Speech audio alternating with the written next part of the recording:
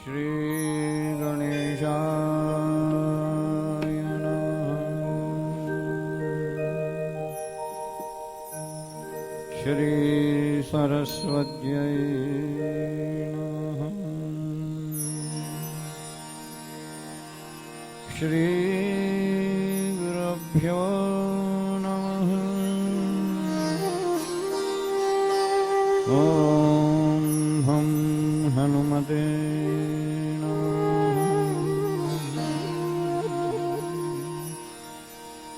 गजाननं भूतगणाधिसेवितं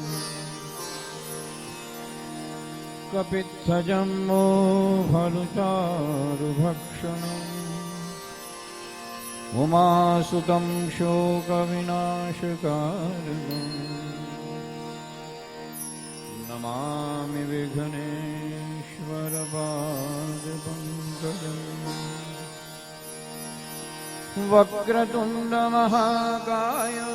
सूर्यकोटिसमप्रभ निर्विघ्नं कुरु मे देव सर्वकार्येषु सर्वदा। मनोजवं मारुततुल्यवेगम् जितेन्द्रियं बुद्धिमतां वरिष्ठं वातात्मजं वानरयूथमुख्यं श्रीरामदूतं शरणं प्रपद्ये। अतुलितबलधामं हेमशैलावदेहं धनुजवनकृशानं ज्ञानिनामग्रगण्यम् सकलगुणनिधानं वानराणाधीशं रघुपतिप्रियभक्तं वातजातं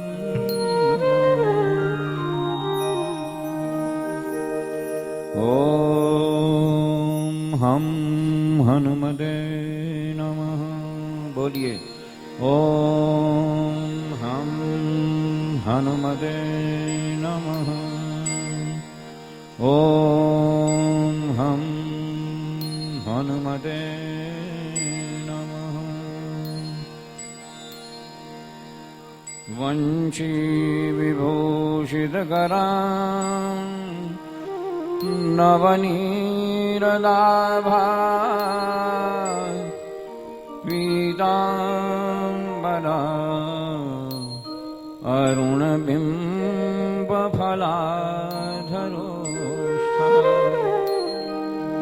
पूर्णेन्दुसुन्दरमुखा अरविन्दनेत्रा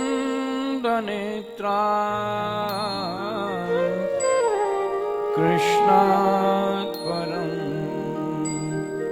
किमपि तत्त्वं न जाने।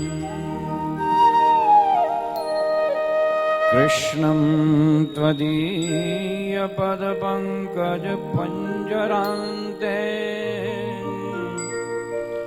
अद्वैतमे विशति मानसराजहंस। प्राणप्रयाण समये कफवातपित्ते कण्ठावरोधनविधौ स्मरणं कुतस्तव।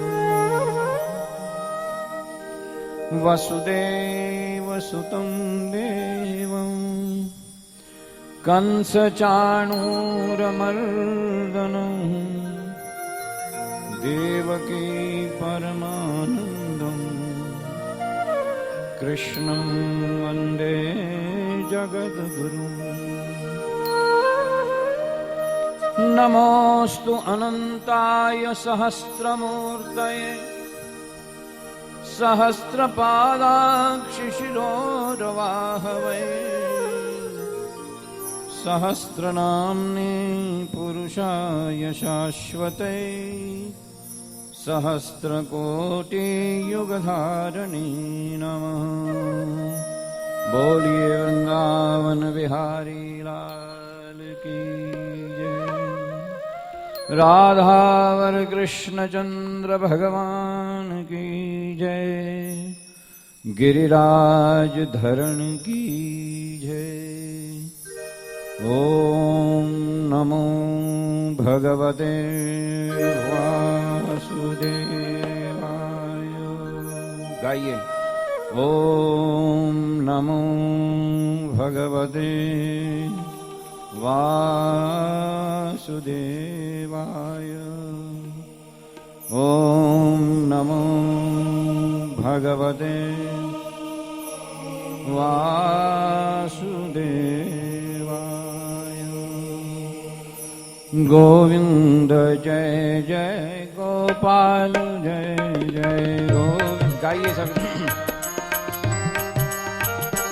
हरे गोविंद जय जय गोपाल जय जय गोविंद। ताली बजा के भगवान को बुलाइए।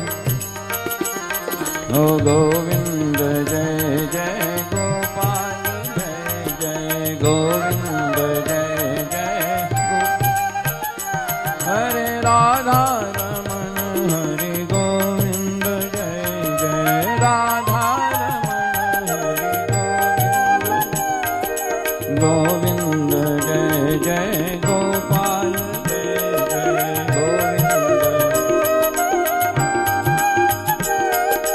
राधा रमण हरि गोविंद जय जय राधा रमण हरि गोविंद जय जय गोविंद जय जय गोपाल जय जय गोविंद। मोहन की जय जय माधव की जय जय। मोहन की जय जय माधव की जय जय। कान्हा की जय कृष्ण केशव की जय। कान्हा की जय कृष्ण केशव की जय जय गोविंद जय जय गोपाल जय। गाइए सभी। गोविंद हो राधा रमण हरि गोविंद जय जय राधा रमण गोविंद जय जय गोपाल जय जय गोविंद जय जय गोपाल। बाबा की जय नंद बाबा की जय जय। बाबा की जय नंद बाबा की जय जय। जय जय यशोदा मैया की जय जय। जय जय यशोदा मैया की जय। बोलिए गोविंद जय जय गोपाल जय गोविंद। हरे राधा रमण हरि गोविंद जय जय राधा रमण बोलो गोविंद जय जय गोपाल जय गोविंद जय जय।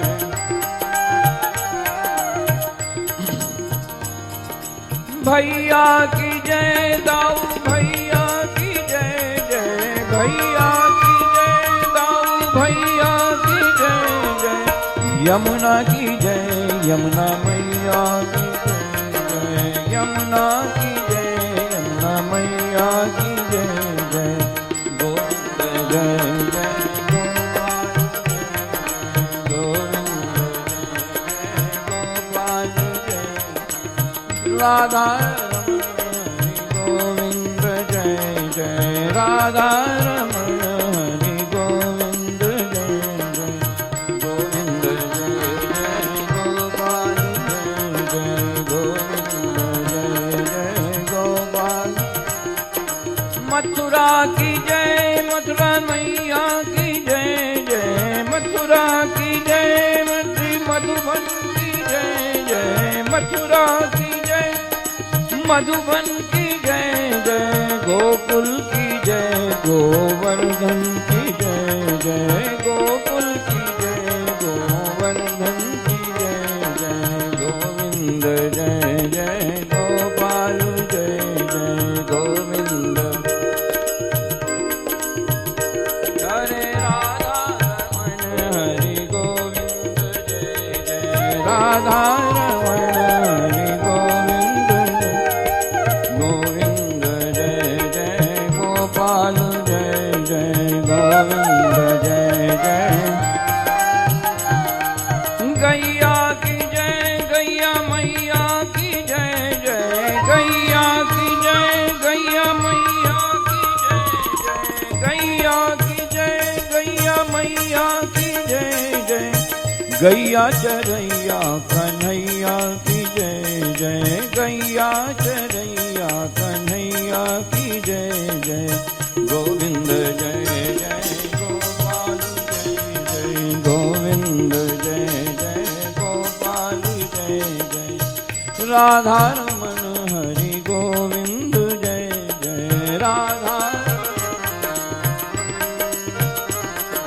गोविंद जय जय गोपाल जय जय गोविंद जय जय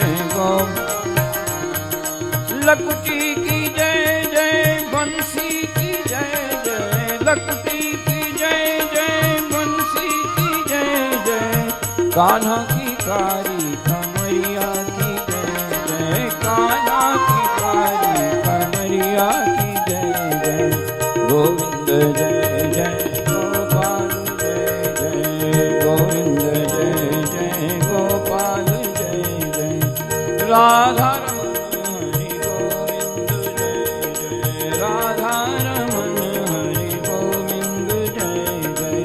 गोविंद जय जय गोपाल जय जय गोविंद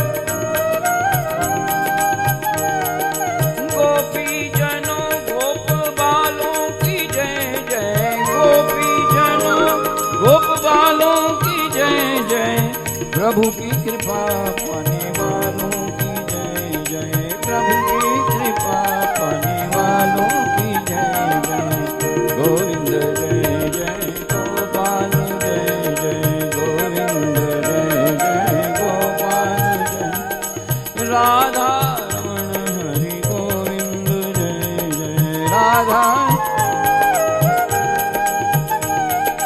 गोविंद जय जय गोपाल जय जय गोविंद जय जय गोपाल जय जय राधा रमण हरि गोविंद जय जय राधा रमण हरि गोविंद कृष्ण कन्हैया लाल की जय वृंदावन बिहारी लाल की जय सद्गुरुदेव भगवान की जय सच्चिदानंद रूपाय विश्वोत्पत्त्यादि हेतवे तापत्रय विनाशाय श्रीकृष्णाय वयं नमः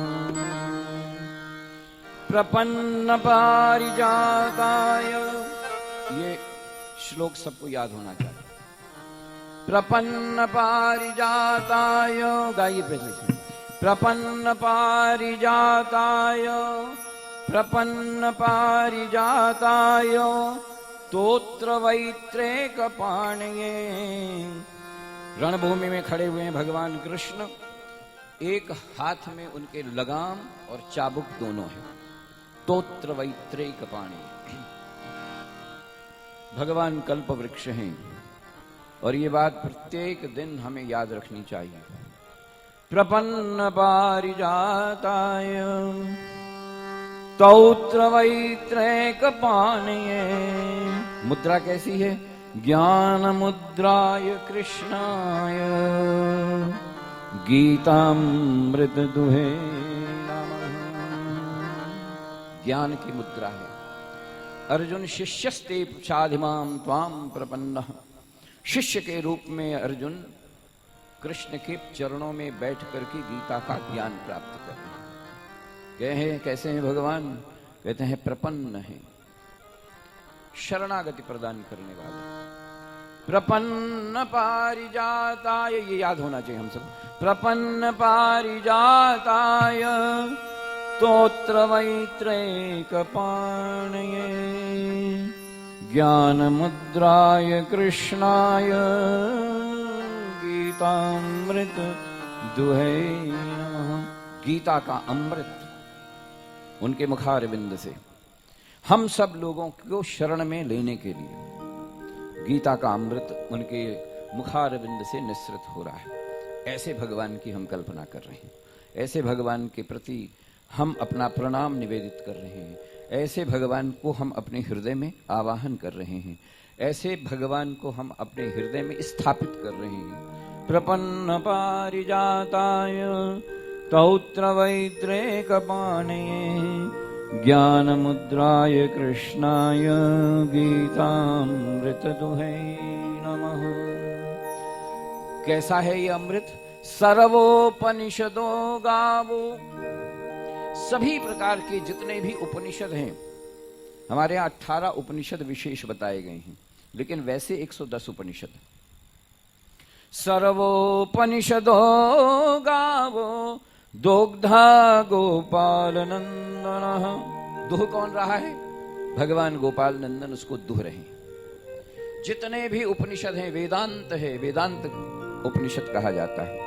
तत्व ज्ञान जो है, जीवन का तत्व ज्ञान, ये उपनिषद है। सर्वोपनिषदो गावो दोग्धा गोपाल नंदन पार्थो वत्स। कौन है वत्स? पार्थ है। कारण कौन है? पार्थ है। कारण कौन है? अर्जुन है। सुधीर भोक्ता, और हम सब लोग क्या हैं? सुधीर भोक्ता हैं। आप सब लोग, हम सब लोग। भोग कौन रहा है उस गीतामृत को? सुधीर भोक्ता, जो उसको सुध लेकर के सुनते हैं, श्रवण करते हैं। पार्थो वत्स सुधीर भोक्ता दुग्ध गीतामृतम महत। वो जो दूध निकल रहा है, भगवान श्री कृष्ण के द्वारा दुहा गया जो दूध है, उसको कौन भोग रहा है? उसका आनंद कौन ले रहे हैं? सुधीर भोक्ता, हम सब लोग उसका आनंद ले रहे हैं, अपने जीवन को सही दिशा देने का काम कर रहे हैं। पार्थो वत्स सुधीर भोक्ता दुग्ध गीतामृतम। क्या है गीता? गीता सुगीता कर्तव्या किमन्ये शास्त्र विस्तरे। वेदव्यास ने तो बहुत बड़े शास्त्र बता दिए। गीता सुगीता कर्तव्या किमन्ये शास्त्र विस्तरे या स्वयं पद्मनाभस्य मुखम पद्माद्रि निस्सृतः। वेद जो हैं वो भगवान विष्णु के कमल, नाभि में से निकले हुए कमल में स्थापित ब्रह्मा के द्वारा कहे गए। तो वेद की जो वाणी है वो ब्रह्मा के द्वारा दी गई है, लेकिन भगवान के शरीर के नाभि से प्राप्त हुई है। लेकिन यह गीता तो उनके मुख से प्राप्त हुई है। तो ध्यान में आया क्या डिफरेंस है, क्या अंतर है? हमारे शरीर में सबसे ज्यादा ज्ञानेंद्रियों का जो समूह है वो हमारा मस्तिष्क और मुख, और उसके बाद नीचे जब आते हैं तो धीरे धीरे निस्तरण होता जाता है। नाभि में आकर के कमल दल निकला, उस कमल दल पर ब्रह्मा स्थापित हुए। उस ब्रह्मा के स्थापन के द्वारा उन्होंने चारों वेदों का निस्तारण किया, विस्तार किया। इन चारों वेदों से प्राप्त जो ज्ञान है वो ब्रह्मा के द्वारा दिया गया, और उसमें चारों वेद हैं, उपनिषद हैं, पुराण हैं, जितने भी हमारे ग्रंथ हैं वो सारे के सारे ब्रह्म तत्व को प्रारंभ करने वाले। और वेद चूंकि उसका मूल है, लेकिन वह वेद भी हमें भगवान के नाभि कमल में स्थापित ब्रह्मा के द्वारा प्रदत्त है। लेकिन यह गीता मैया हमें उनके मुख से निकले हुए, मुख से, उनके श्री मुख से प्राप्त प्रसाद है। ऐसे गीता के अमृत का हम पान कर रहे हैं। गीता सुगीता कर्तव्या। गीता का अर्थ हम पहले भी पढ़े, जो गाया जाए। गीता सुगीता कर्तव्या किमन्ये शास्त्र विस्तरे। शास्त्रों का विस्तार है लेकिन उसका सूक्ष्म भी है।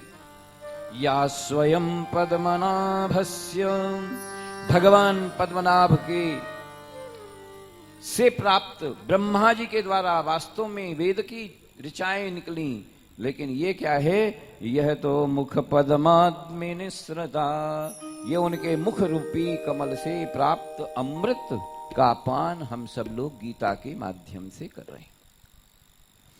ऐसी गीता के श्रवण के लिए, उस पर चिंतन करने के लिए और उसके आधार के ऊपर अपने जीवन को सही ढंग से चलाने के लिए, उस जीवन की समझ को पैदा करने के लिए, कैसा है जीवन, हम कैसे जिए अपने जीवन को। आजकल की इस साधन संपन्नता में, आजकल की इस व्यस्तता में, विज्ञान और टेक्नोलॉजी के इस युग में, जबकि चारों तरफ भाग दौड़ मची हुई है, किसी को कुछ पता ही नहीं कि कौन कहां जा रहा है, ऐसे समय में और ऐसे वातावरण में इस गीता का हम क्या कर रहे हैं? श्रवणम। इस गीता को श्रवण करके अपने जीवन के पथ को निश्चित करने का उपक्रम कर रहे हैं। होता नहीं है, होता बिल्कुल नहीं है, उपक्रम कर रहे हैं, कोशिश कर रहे हैं कुछ हो जाए। स्वल्पमस्य धर्मस्य त्रायते महतो भयात्, भगवान ने कहा गीता में। धर्म बहुत बड़ी चीज है, स्वल्प भी, एक अंश भी अगर उसका हमें प्राप्त हो जाए, स्वल्पमस्य धर्मस्य त्रायते महतो भयात्, त्राण, महत् त्राण, बहुत सारी चीजें हो सकती हैं। इसलिए इस गीता के अमृत का पान हम सब लोग कर रहे हैं ताकि हमारा जीवन शुद्ध हो जाए, जीवन प्रबुद्ध हो जाए। दो बातें हों, एक शुद्ध हो जाए और दूसरा थोड़ा सा प्रबुद्ध हो जाए, और उस बोध को प्राप्त करके हम अपने जिस उद्देश्य के लिए संसार में आए हुए हैं, उस उद्देश्य को पूर्ण करने में सफलता प्राप्त करने, या उस उद्देश्य को पूर्ण करने में कुछ यत्किंचित अपना योगदान दे सकते। इस दृष्टि से हम सब लोग पिछले 3 सत्रों से गीता पर चिंतन का काम कर रहे हैं, और उस चिंतन के माध्यम से जो कुछ भी निकल रहा है, उस दुग्ध से, उस अमृत से अपने जीवन को आगे बढ़ाने की कोशिश कर रहे हैं। आज हम सब लोग चैत्र पूर्णिमा के दिन यहां पर उपस्थित हुए हैं। भगवान श्री हनुमान जी का आज प्रागट्योत्सव है, प्रागट्य दिवस है। गीता के साथ क्या संबंध है? हनुमान जी का गीता के साथ कोई संबंध हो सकता है? कुछ लगता है गीता के साथ कोई संबंध है कि हनुमान जी का? ये हनुमान जी अलग और भगवान कृष्ण अलग। उनको जब सुनना है तो हम अलग ढंग से सुंदरकांड करेंगे, और कृष्ण की बात करनी है तो अलग ढंग से गीता करेंगे। लेकिन हमारे यहाँ सारी व्यवस्थाएं जो हैं एक दूसरे के साथ जुड़ी हुई। हनुमान जी गीता में, पूरी गीता में हैं, कथा में केवल और केवल एक व्यक्ति था जिसने पूरी गीता ठीक ढंग से सुनी, और वो थे श्री हनुमान जी या अर्जुन। अर्जुन ने कृष्ण के चरणों में बैठ करके गीता सुनी, और भगवान श्री हनुमान जी ने अर्जुन के रथ की ध्वजा पर बैठ करके गीता सुनी, पूरी गीता सुनी। इसलिए हनुमान जी को गीता से अलग नहीं किया जा सकता। You can not bifurcate, you can not distinguish किसी भी तरीके से।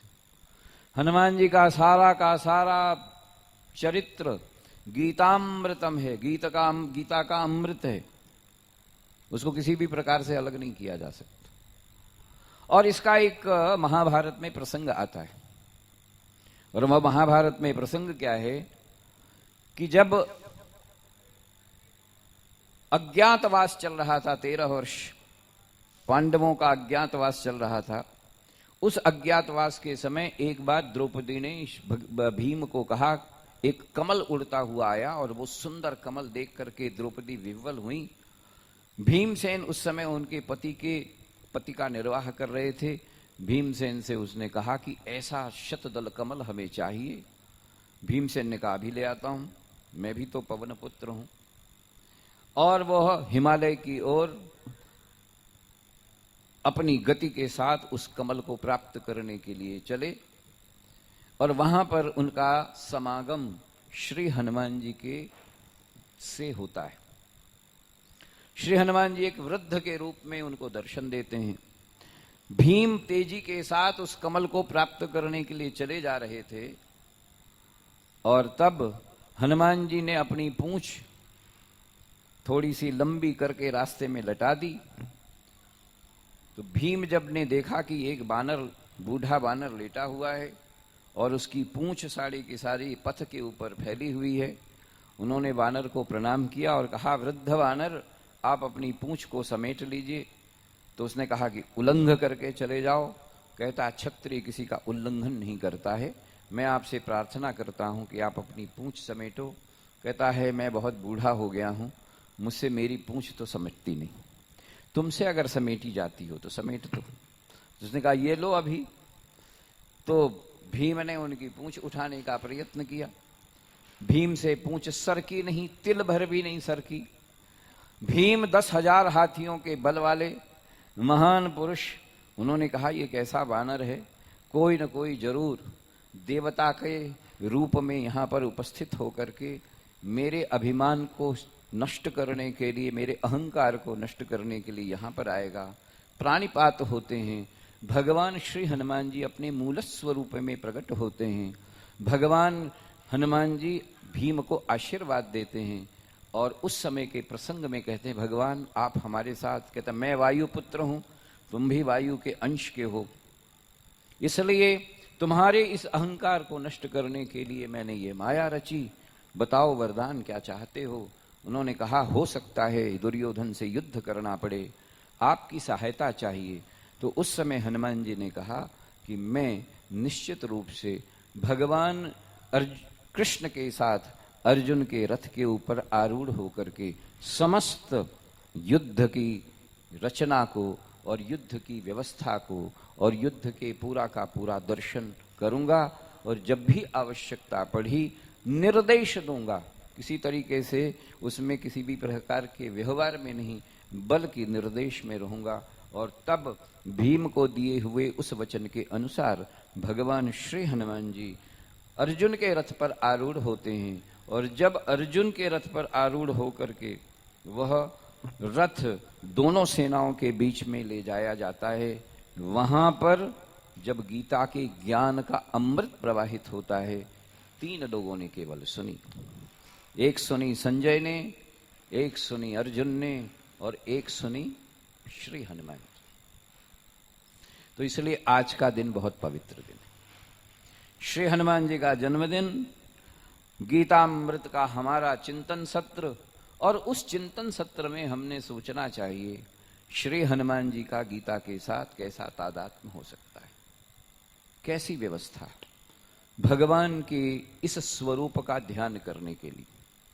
हम लोगों ने जहां तक चिंतन किया था और जहां तक मुझे याद है, दूसरे अध्याय के सांख्य योग में, और वहां पर जब विराम हुआ था हमने कहा था 25 प्रकार के तत्व होते हैं जिनसे इस सारी सृष्टि का जो व्यवहार है और सारी सृष्टि जो है वो चलती रहती। प्रकृति और पुरुष, और उस पुरुष में प्रकृति के द्वारा जो उसके सत्व रज और तमस से जितने भी अंश बनते हैं, उसमें से 5 कर्म इंद्रियां, 5 ज्ञान इंद्रियां, 5 तन्मात्राएं, 5 उसके और भूत, और 20 के साथ साथ एक मन, और इसके बाद चित्त, बुद्धि और अहंकार, ऐसे 24 और एक पुरुष मिलकर के पूरे बनते हैं 25। इन 25 तत्वों से इस सारी सृष्टि का संपूर्ण कलेवर चलता है, ये हमें ध्यान में रखना चाहिए।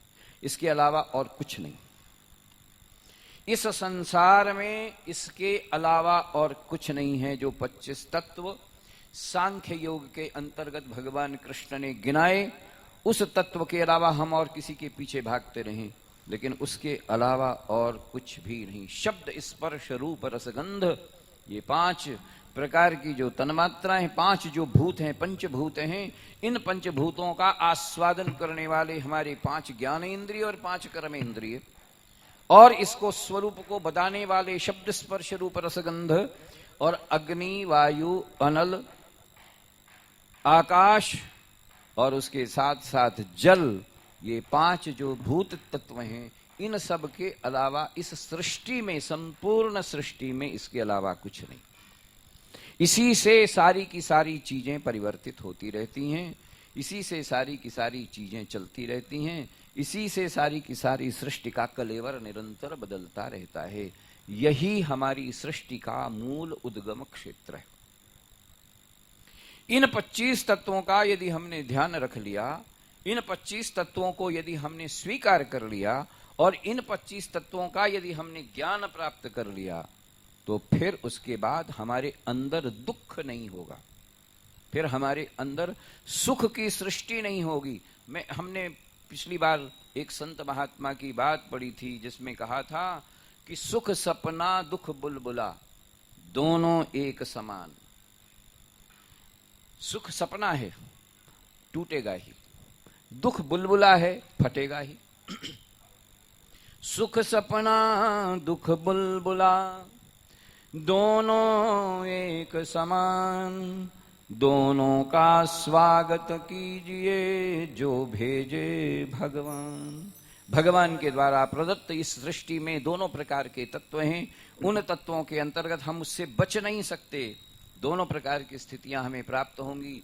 कभी हमें दुख होगा, कभी हमें सुख होगा। केवल उसकी अनुभूति और उसके स्तर को प्राप्त करने का, उसके स्तर को समझने का जो एक आवश्यक तत्व है, उस तत्व को समझाने का प्रयत्न कृष्ण अर्जुन को कर रहे हैं, क्योंकि वो मोह से ग्रस्त है।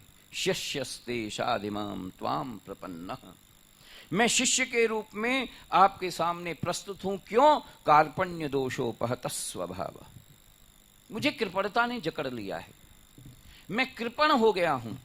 और हमने इस बात को फिर से दोहराया था, कृपण की 3 स्थितियां हैं। कृपण की क्या? कृपण एक शब्द एक ही है, लेकिन उसके अर्थ और उसके संदर्भ जब अलग अलग होते हैं तो उसका अर्थ भी अलग होता है और उस अर्थ का प्रभाव भी अलग होता है। कृपा शब्द से बना है कृपण। जब आप सात्विक दृष्टि से किसी की अनुभूति प्राप्त करते हैं तो वो क्या हो जाती है? वो होती है कृपा।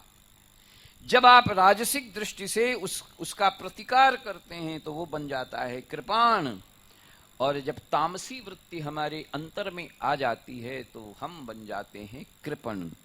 शब्द एक ही है, उसका उद्गम एक ही है, लेकिन उस उद्गम के बाद उसके अर्थ संदर्भ के साथ बदलते। तो अर्जुन को क्या हुआ? अर्जुन को हुआ था कार्पण्य दोषोपहतः स्वभावो। कृपणता के दोष से, अपने स्वभाव से कृपणता का दोष लेकर के वह युद्ध भूमि में अपने आप को युद्ध से विरत मानता है। कहता कैसे मार दूं यार अपने सभी लोगों को, जो हमारे संबंधी हैं उनको कैसे मानूं। उस बात को सही ढंग से समझाने के लिए भगवान श्री कृष्ण अर्जुन को निरंतर संदेश दे रहे हैं कि जो कुछ भी तुम इस संसार में देख रहे हो वो वास्तव में वास्तविकता नहीं है। वह वास्तव में क्या है? केवल और केवल माया का प्रबोधन है। इसलिए हे अर्जुन, तुम उठो और उठ करके अपने कर्तृत्व को संभाल करके युद्ध भूमि में जो तुम्हारा कर्तव्य है युद्ध करना, उस युद्ध के लिए तुम आगे बढ़ो। और इसलिए यहां तक कि कृष्ण ने अर्जुन को गाली भी दी, लगभग गाली दे दी। नपुंसक के रूप में तुम यहां पर हो, उठो हे परंतप, तुम उठो और उठ करके यहां पर अपने दुश्मनों के साथ, यहां पर अपने शत्रुओं का संहार करो। ये तुम्हारे लिए आवश्यक। कैसे हो? आइए आज हम थोड़ी सी भगवान श्री हनुमान जी के साथ इसका तादात्म्य करें। इस गीता को जिया किसने? इस गीता को किस तरीके से जिया और अपने स्वभाव से और अपने कर्म से हमारे सामने एक आदर्श प्रस्तुत कर दिया।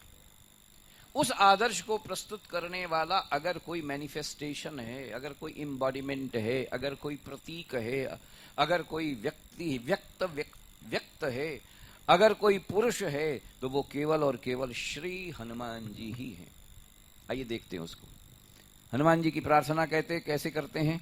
अतुलित बल धामम हेम शैलावदेहम दनुजवन कृसानम ज्ञानी नाम अग्रगण्य। 7 बातें बताई, 7 तत्व बताए हैं, और ये 7 तत्व गीता के तत्व, ये 7 तत्व गीता के मंत्र हैं।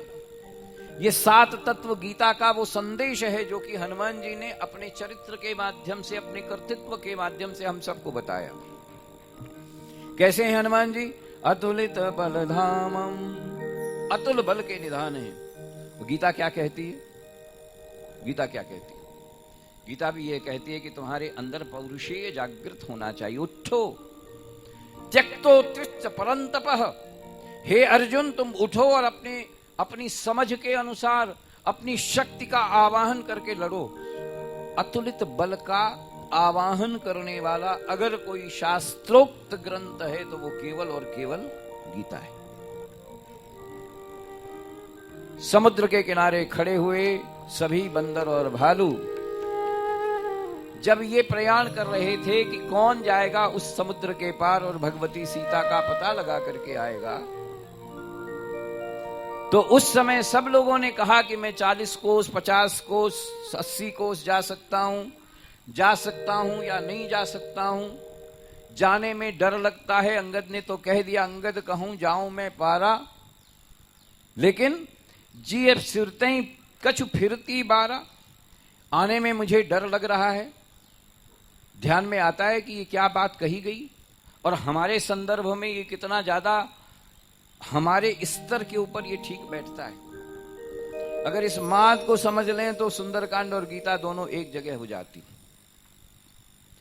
अंगद कहीं जाऊं मैं पारा, जिय संशय कछु फिरती बारा।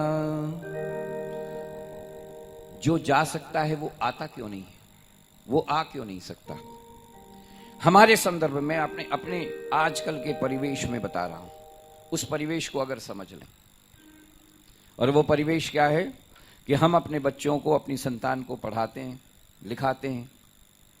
अंगद ने कहा मैं लंका जा सकता हूं, लेकिन वापस आने में संशय है, क्योंकि एक तो मुझे अक्षय कुमार से डर लगता है और दूसरा वहां के वैभव से, वहां के ऐश्वर्य से, वहां के स्वर्णिम कलश से डर लगता है, जिसके कारण हो सकता है मैं लोभ के कारण, मैं लालच के कारण मैं वहां पर जाकर के टिक जाऊं और फिर मैं तो यहां पर पला बढ़ा, वन में पला बढ़ा, शायद हो सकता है मैं ना।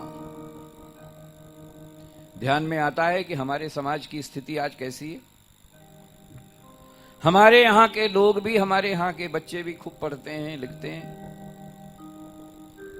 अंगद की तरह बिल्कुल सही तरीके से सभी प्रकार की योग्यता के पात्र बन करके अमेरिका चले जाते हैं, और फिर जिय संशय कछु आने में पता नहीं। Now it is not possible. Bharat तो बहुत गंदा है, इट्स वेरी डर्टी प्लेस। कहां जाएं, कोई सुविधा नहीं मिलती। हनुमान बनाओ ना अपने बच्चों को, जो जा भी सकता है और जो आ भी सकता है, जो जाए भी और जो आए भी। ऐसे बच्चे, ऐसी संतान हम क्यों नहीं बनाते? गीता को व्यवहार में लाने की कोशिश करें। अपनी संतान को हम इस तरीके से अपब्रिंग क्यों नहीं कर सकते? अपनी संतान को इस तरीके से उनका आश्रय प्रश्रय क्यों नहीं कर सकते कि वो जहां भी जाएं भारत का नाम रोशन करें, लेकिन जब आने की आवश्यकता पड़े तो भारत लौट करके आ जाए? क्यों नहीं कर सकते? गीता को सही दृष्टि से जीने की दृष्टि तो यही होनी चाहिए। जिस मातृभूमि का हमने खाया पिया, जिसका अन्न खाया, जिसका जल पिया, जिससे हम पोषित हुए, जिसके प्रश्रय में, जिसके आंचल में बैठ करके हमने सभी प्रकार की स्थिति को प्राप्त किया, वहां पर वापस आने में क्या गड़बड़ है? जिया संशय कछु फिरती बार। जामवंत जी को ढकना पड़ा, नहीं नहीं नहीं नहीं, आप तो नहीं जाओगे। क्यों? क्योंकि आप तो नायक हो, आप तो हमारे लीडर हो। और फिर उनकी दृष्टि कहां पड़ती है? हनुमान जी के ऊपर पड़ती है। राम काज लगी तब अवतारा। तो मैं पूछता हूं, भगवान श्री हनुमान जी का जन्म तो राम कार्य के लिए हुआ, हमारा जन्म किसके लिए हुआ है भाई? रावण के कार्य के लिए हुआ है क्या? देखो हमारा जन्म क्यों हुआ है और किस लिए हुआ है। Let us think over it. और यही गीता का अमृत है।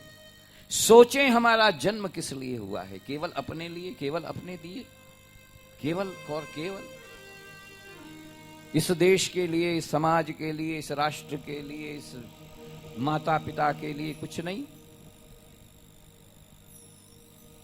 तो राम काज लगी तब अवतारा, और सुनते हु भयहु पर्वताकारा। जैसे ही भगवान श्री हनुमान जी ने सुना, पर्वताकार हो गए।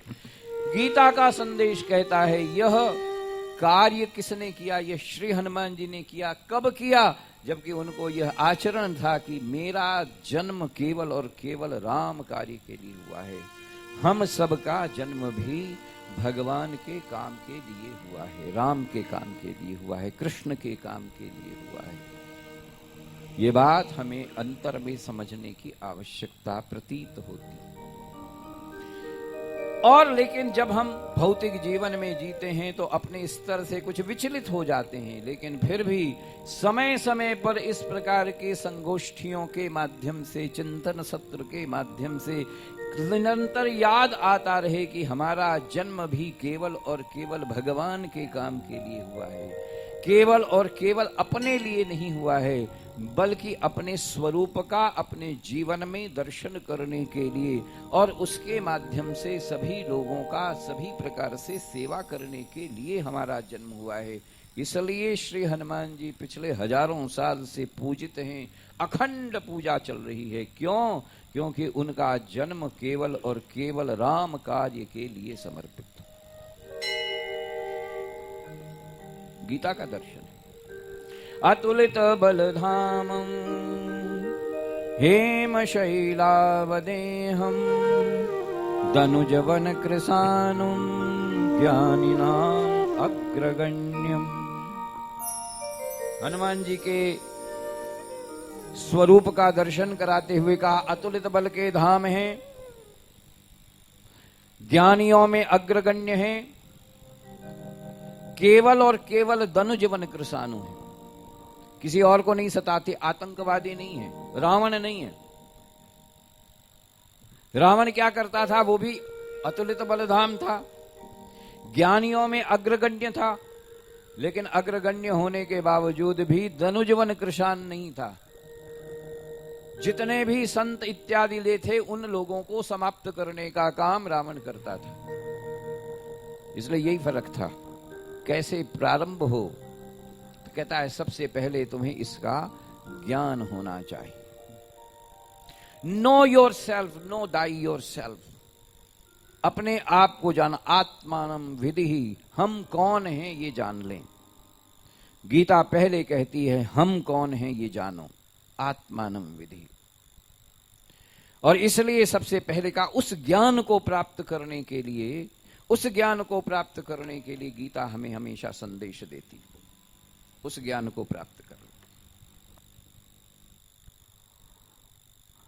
हनुमान जी से अगर हम उसकी तुलना करें, अगर हनुमान जी के साथ उसको देखें, तो जिन हनुमान जी का आज हम सब लोग दीप यज्ञ करेंगे अभी इसके बाद, तो जिन हनुमान जी के एक एक चरित्र के आधार पर हम अपने एक एक दीपक को जलाएंगे, वो एक एक दीपक श्री गीता जी के एक एक अध्याय का प्रतीक होगा।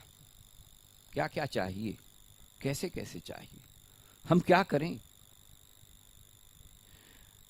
चौथे अध्याय में भगवान कहते हैं, नहीं ज्ञानेन संसिद्धि पवित्रमिह विद्यते। ज्ञान के समान कोई ऐसा तत्व नहीं है जो हम आपको पवित्र कर सकता है। तो इसलिए हम सब लोगों ने सबसे पहले ज्ञान की प्राप्ति करने का प्रयत्न करना चाहिए। नहीं ज्ञानी न संसिद्धि। ये मैसूर की यूनिवर्सिटी में अगर आप चले जाएं तो वहां की यूनिवर्सिटी के प्रवेश द्वार के ऊपर ये VKRB राव ने लिखाया था, नहीं ज्ञानी न संसिद्धि पवित्रमिह विद्यते। ये ज्ञान, ये गीता का श्लोक है जो वहां की दीवार के ऊपर खा है। क्या बनना चाहते हो? पवित्र होना चाहते हो? कैसे पवित्र होगी? ज्ञान प्राप्त करो। Have the knowledge. भगवान कहते हैं केवल और केवल एक के माध्यम से तुम अपने जीवन को सुधार सकते हो, और उस सुधारने की प्रक्रिया में सबसे पहली आवश्यकता है कि हम सब अपने आप को जानने की, समझने की और उसका ज्ञान प्राप्त करने की निरंतर प्रक्रिया में, निरंतर कोशिश में लगे रहें। भक्ति बाद में है, आध्यात्म बाद में है, लेकिन स्वयं को जानना और स्वयं के चरित्र के माध्यम से दूसरे लोगों की सेवा करना या दूसरे लोगों का सहयोग करना या दूसरे लोगों के कार्य में अपने सभी प्रकार के जितना भी हो सकता है उस सहयोग को सार्थक करना, यह काम केवल और केवल हनुमान जी के चरित्र के माध्यम से, गीता के संदेश से हम समझ सकते। कैसे हैं? अतुलित बलधामम हेम शैलावधेहम दनुजवन कृशानम, लेकिन ज्ञानियों में अग्रगण्य, ज्ञानिनाम अग्रगण्यम। बुद्धि में विकार ना आए और निरंतर हमारी ज्ञान जो है वो चलता रहे, ज्ञान बना रहे। उस ज्ञान के माध्यम से हम अपने स्वयं के जीवन को और दूसरे के जीवन को उत्कर्ष के लिए निरंतर प्रयत्न करते रहें। यह जीवन की सार्थकता है। आज मैं एक छोटी सी बोध कथा पढ़ रहा था, ऐसी अखबार में आई। शिव मंगल सुमन हिंदी के बहुत बड़े कवि हुए और उन्होंने जो शिक्षा प्राप्त की वो शिक्षा प्राप्त की शांति निकेतन पश्चिम बंगाल कलकत्ता में। जिस समय वो उनका सारी की सारी शिक्षा पूर्ण हो गई, सारी शिक्षा पूर्ण होने के बाद वो गृह कुलपति के से आशीर्वाद प्राप्त करने के लिए गए तो क्षिति मोहन सेन वहां के उस समय कुलपति थे। दंडौत की उन्होंने चरणों में मस्तक रखा और उन्होंने कहा, आशीर्वाद दीजिए प्रभु कुलपति, आप हमें आशीर्वाद दीजिए। मैं अब अपने जीवन में प्रवेश करने के लिए जा रहा हूं, इसलिए आप मुझे आशीर्वाद दीजिए। उन्होंने कहा कि तुम कभी सफल मत होना। जीवन की सफलता के लिए आशीर्वाद मांगने जाता है, हम सब जाते हैं। कहता है सफल मत होना। ध्यान में रखिए, अंडरलाइन इट। मुझे बहुत अच्छा लगा, इसलिए मैंने कहा मैं आपको बता दूं, आज ही मैंने पढ़ा। उन्होंने कहा जीवन में सफल नहीं। कहता महाराज मुझसे कोई गलती हो गई? Have I done some mistake? मैं तो 5 साल यहाँ पर आपके चरणों में बैठ करके मैंने ज्ञान प्राप्त किया है। कहता है जीवन में सफलता बहुत बड़ी नहीं है, जीवन अपना सार्थक करके यहां से जाना। सार्थक करो जी। What a wonderful thing was to. सफलता मिलेगी, शायद नहीं भी मिले, लेकिन उसके बावजूद अगर तुमने अपने जीवन को सार्थक कर लिया, अपने स्तर के ऊपर अगर अपने जीवन को सही ढंग से सोच लिया, तो जीवन की सार्थकता सबसे आवश्यक है। क्षिति मोहन सेन के चरणों में फिर मस्तक रख दिया और आप देखते हैं शिव मंगल सुमन, उन्होंने वास्तव में हिंदी साहित्य की तो जो सेवा की वो की, लेकिन वास्तव में अपनी जगह के ऊपर जो उन्होंने सेवा कार्य किए वो आज वास्तव में हम सब लोगों के बीच में अमर हो गए। उस शब्द को सुनिए। क्षिति मोहन सेन जैसा विद्वान कहता है सफलता की बहुत जरूर हो सकता है, असफल हो जाओ, लेकिन उस असफलता में भी अपनी जीवन की सार्थकता को खोज ले। इस जीवन की सार्थकता को खोजने का जो विज्ञान है और जीवन की सार्थकता को खोजने का जो ज्ञान देती है वो श्रीमद् भगवद गीता है, वो श्रीमद् भगवद गीता है। इसलिए हम गीता का स्तवन करते हैं।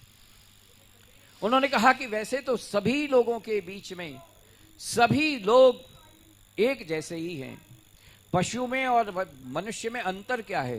कहता आहार निद्रा भय मैथुनम च, जो काम पशु करता है वो हम भी करते हैं।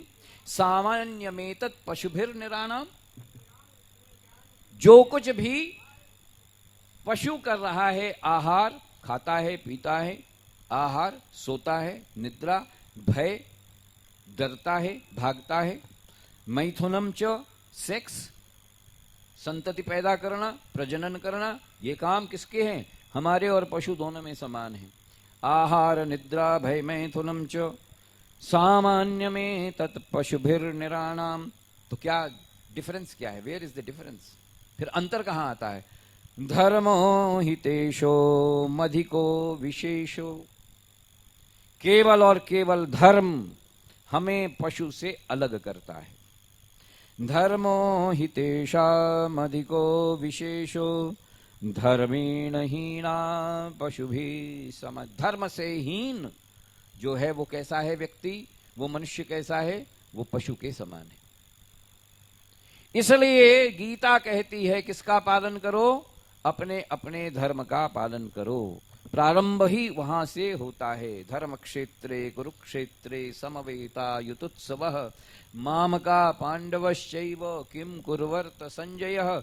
और फिर उसके बाद 700 श्लोक लिखे गए, 18 अध्याय लिखे गए। किसी से पूछा इतनी बड़ी गीता पढ़ेंगे कैसे और समझेंगे कैसे और याद कैसे रखेंगे और जानेंगे कैसे? कहता है कोई जरूरत नहीं, मैं तो केवल उस श्लोक की आधी अर्धाधी तुम्हें बताता हूं, वही गीता है। कहता कैसे? कहता है कि धर्म क्षेत्रे कुरुक्षेत्रे, बस इतना ही हो गया काम, यही गीता है। क्षेत्र का मतलब होता है शरीर, और संस्कृत में अगर शब्द को इधर से उधर कर दो तब भी उसके अर्थ नहीं बदलते। तो देखिए गीता क्या कहती है, उसी को धर्म क्षेत्रे कुरुक्षेत्रे। और विद्वानों ने कहा, चिंतकों ने कहा, महात्माओं ने कहा, संतों ने कहा, यही गीता है।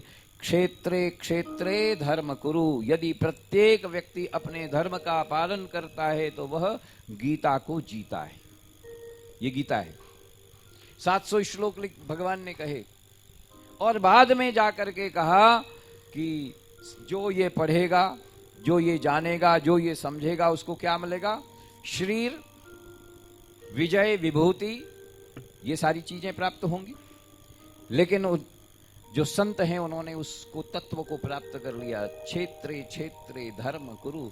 धर्म क्षेत्रे कुरुक्षेत्रे, इधर उधर कर दो। क्षेत्रे क्षेत्रे, क्षेत्र का मतलब शरीर।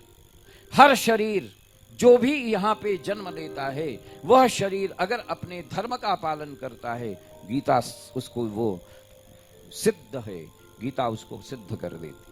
क्षेत्रे क्षेत्रे धर्म करो। तो आहार निद्रा भय मैथुनम च सामान्य में तत् पशुभिर्निराणाम धर्मो हितेषामधिको विशेषो धर्मेण हीना पशुभि समान। अपने धर्म का पालन करना, अपने कर्तव्य का पालन करना। कृष्ण कह रहे हैं अर्जुन से, अर्जुन उठो, तुम्हें मोहग्रस्त हो रहे हो, तुम्हारे चित्त में विकार पैदा हो गया है। उठो, अपना धनुष बाण संभालो और उठ करके अपने सामने तुम्हारा जो शत्रु है उसके साथ युद्ध के लिए प्रवृत्त हो जाओ। हे अर्जुन, तुम्हारा आज का कर्तव्य यही है और इसका अनुपालन तुम्हें करना चाहिए। कैसे मिलेगा? कृष्ण ने कहा इसका ज्ञान प्राप्त करना पड़ेगा। नहीं ज्ञानेन संसिद्धि। किसी भी प्रकार से इसका ज्ञान प्राप्त जो करेगा, तब तुम पवित्रता के साथ अपने पूरे कर्तव्य को प्राणपण से पूरा करने के लिए अपने आप में संलग्न हो। क्यों? क्योंकि केवल और केवल मनुष्य ही ऐसा है जो कि इस संसार में समस्त त्रैलोक में सबसे ज्यादा श्रेष्ठ है। वेदव्यास ने महाभारत में लिखा, नहीं मनुष्यात श्रेष्ठतरम ही किंचित। पूरा महाभारत लिख दिया और महाभारत के लिखने के बाद जिस निष्कर्ष पर पहुंचे, हालांकि लड़ाई झगड़े के अलावा कुछ नहीं लिखा, लड़ाई झगड़ा लिखा, केवल और केवल युद्ध लिखा, केवल और केवल अनेकानेक प्रकार की घटनाएं लिखी, केवल और केवल दुर्घटनाएं लिखी। लेकिन इसके बाद जब आए और अपना कंक्लूजन यानी अपना उपसंहार किया और अपना निष्कर्ष निकाला, तो वेदव्यास जैसा भगवान कहता है, नहीं मनुष्यात श्रेष्ठतरम ही किंचित। मनुष्य से बढ़कर के और कोई श्रेष्ठ नहीं। इस संसार में अगर कोई श्रेष्ठ है तो वो मनुष्य है। क्यों श्रेष्ठ है? क्योंकि वो धर्म के पालन करने की अभिरुचि रखता है। और ये धर्म के पालन करने की प्रेरणा कहां से प्राप्त होगी? कहता है नहीं ज्ञानेन संसिद्धि पवित्रमिह विद्यते। कौन है ऐसा ज्ञानी नाम अग्रगण्यम? कहता है श्री हनुमान जी हैं, ज्ञानियों में अग्रगण्य हैं। इसलिए जितना भी काम उनका हुआ वो सारा का सारा कार्य केवल और केवल राम के प्रति, केवल और केवल दूसरों के प्रति समर्पित हो गया। और यही मनुष्य की श्रेष्ठता का सबसे बड़ा प्रमाण पत्र है। नहीं मनुष्यात् श्रेष्ठतरम ही किंचित।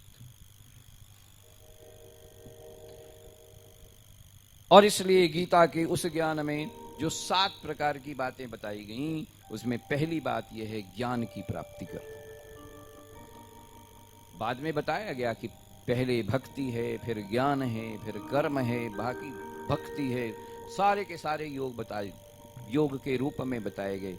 लेकिन सबसे बड़ी बात जो बताई गई वो ये है, हम अपने आप को, अपने स्वरूप को, अपने कर्तव्य को, अपने धर्म को पहचानने की कोशिश करने की जो प्रक्रिया है वही नहीं ज्ञान। संसिद्धि पवित्रमिह विद्यते, यही हमें पवित्र करता है। कहता है ज्ञान प्राप्त कैसे होगा? कैसे प्राप्त हो ज्ञान? How we can achieve the knowledge. सब लोग इस यूनिवर्सिटीज में जाते हैं, सब लोग कॉलेज में जाते हैं, अनेक प्रकार की सुख सुविधाओं का संपादन करते हैं, सुविधाएं प्राप्त करने के लिए बहुत ज्यादा ऐशनाएं करते हैं। कैसा है? कैसे ज्ञान प्राप्त होगा? हमें कैसे ज्ञान प्राप्त हो? एक बात बताइए, और उसको देखें हनुमान जी के चरित्र के साथ मिला करके। कैसे ज्ञान प्राप्त होगा? दूसरे श्लोक में बताया भगवान ने, श्रद्धावान लभते ज्ञानम। कौन प्राप्त कर सकता है ज्ञान? हमारे जैसा व्यक्ति प्राप्त नहीं कर सकता।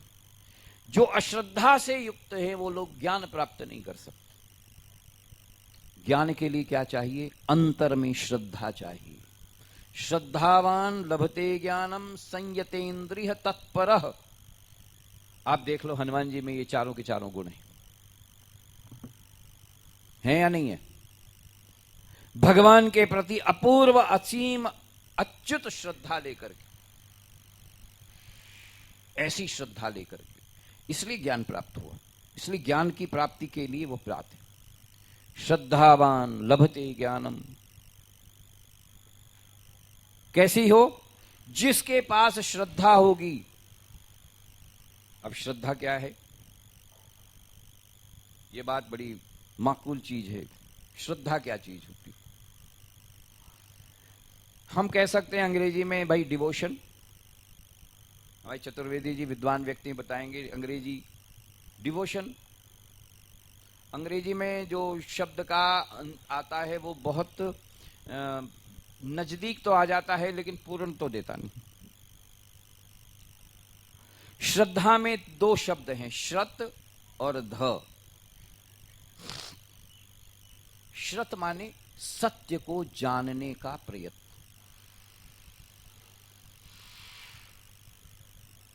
चिंतकों ने, विद्वानों ने बताया श्रद्धा जानते हो?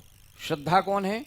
कहता सत्य को, सत्य के पास जानने की ललक, सत्य को जानने की चेष्टा, सत्य के प्रति समर्पण का भाव और सत्य को समझ करके स्वीकार करके अपने जीवन में उतारने की तत्परता।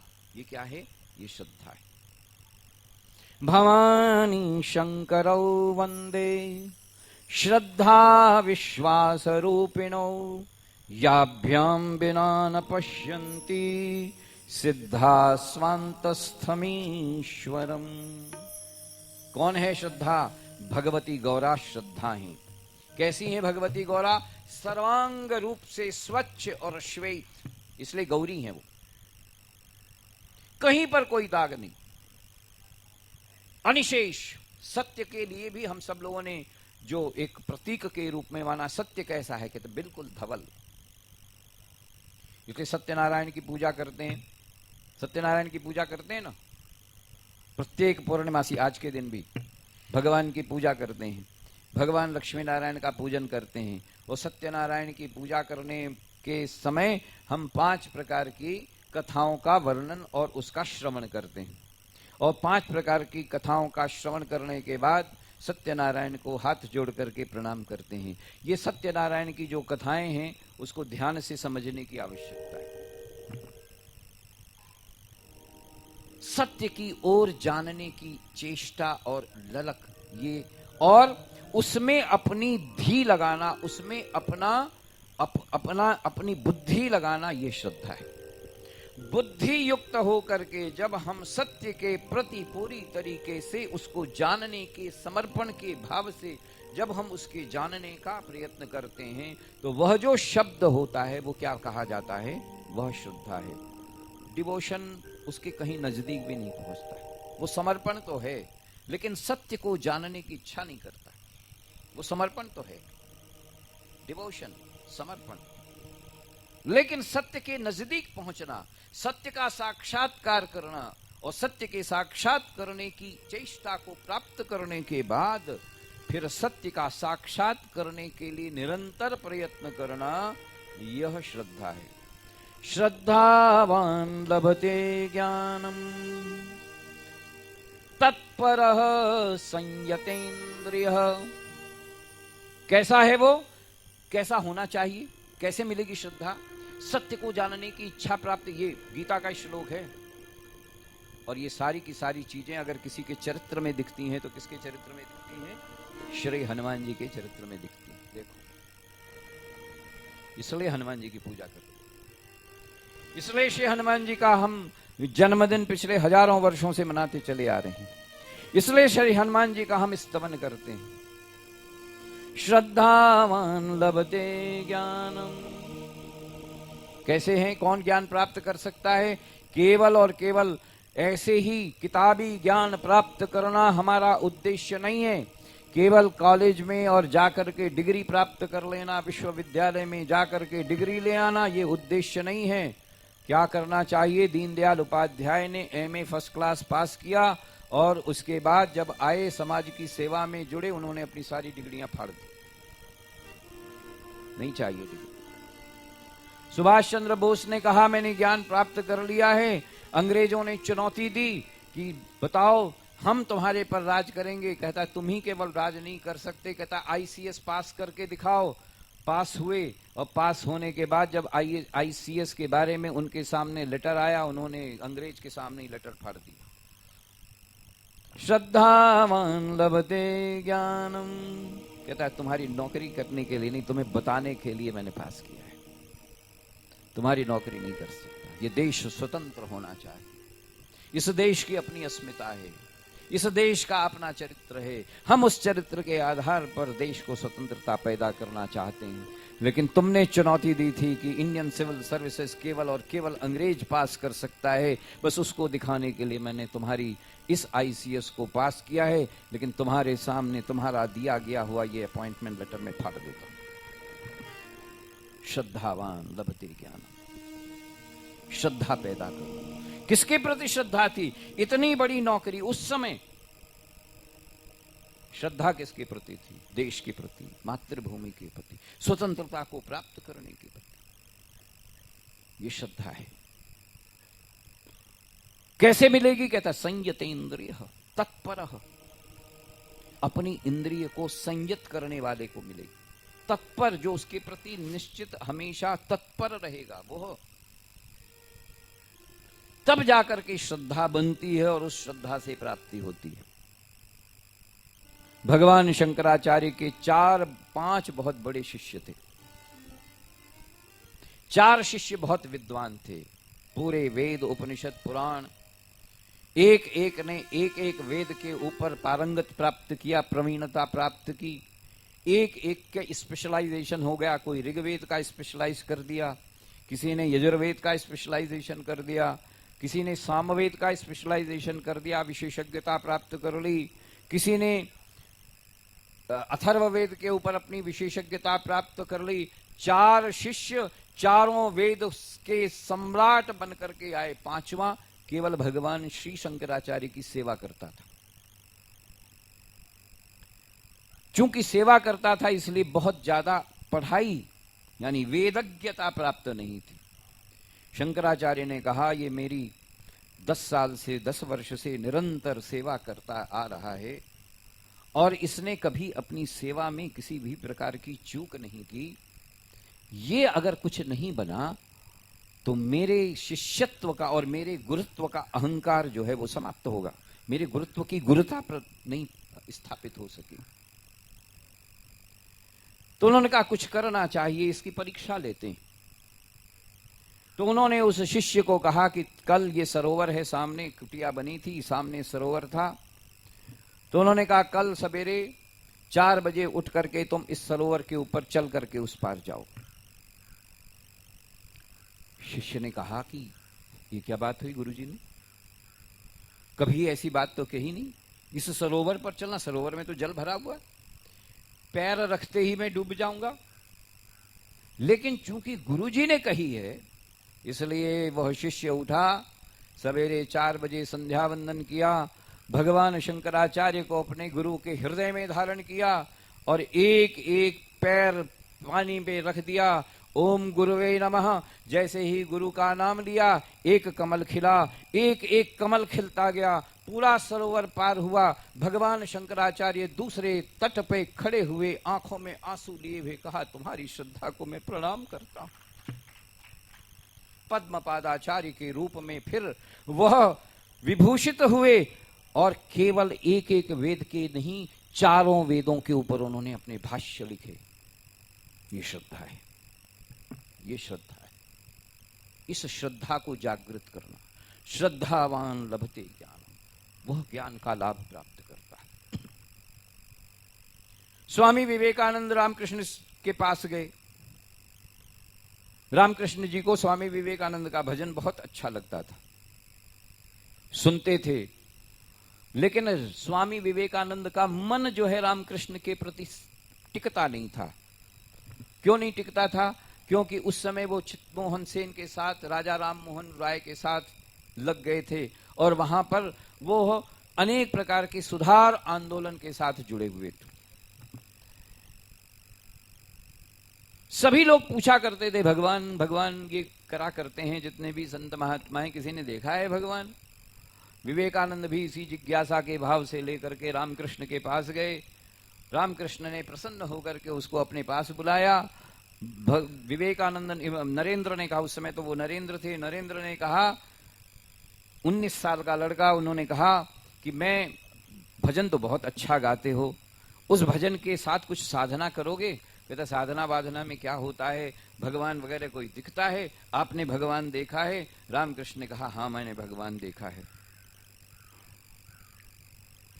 मैंने भगवान देखा है, मैंने भगवान के दर्शन किए हैं। कहता मुझे दर्शन कराओ, कैसे कैसा है भगवान? कहता जैसे तुम मेरे सामने बैठे हो वैसे ही मेरा भगवान भी मेरे सामने बैठता है।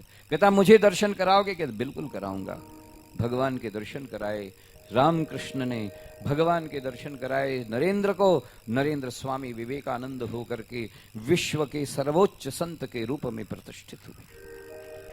श्रद्धावान लभते ज्ञानम।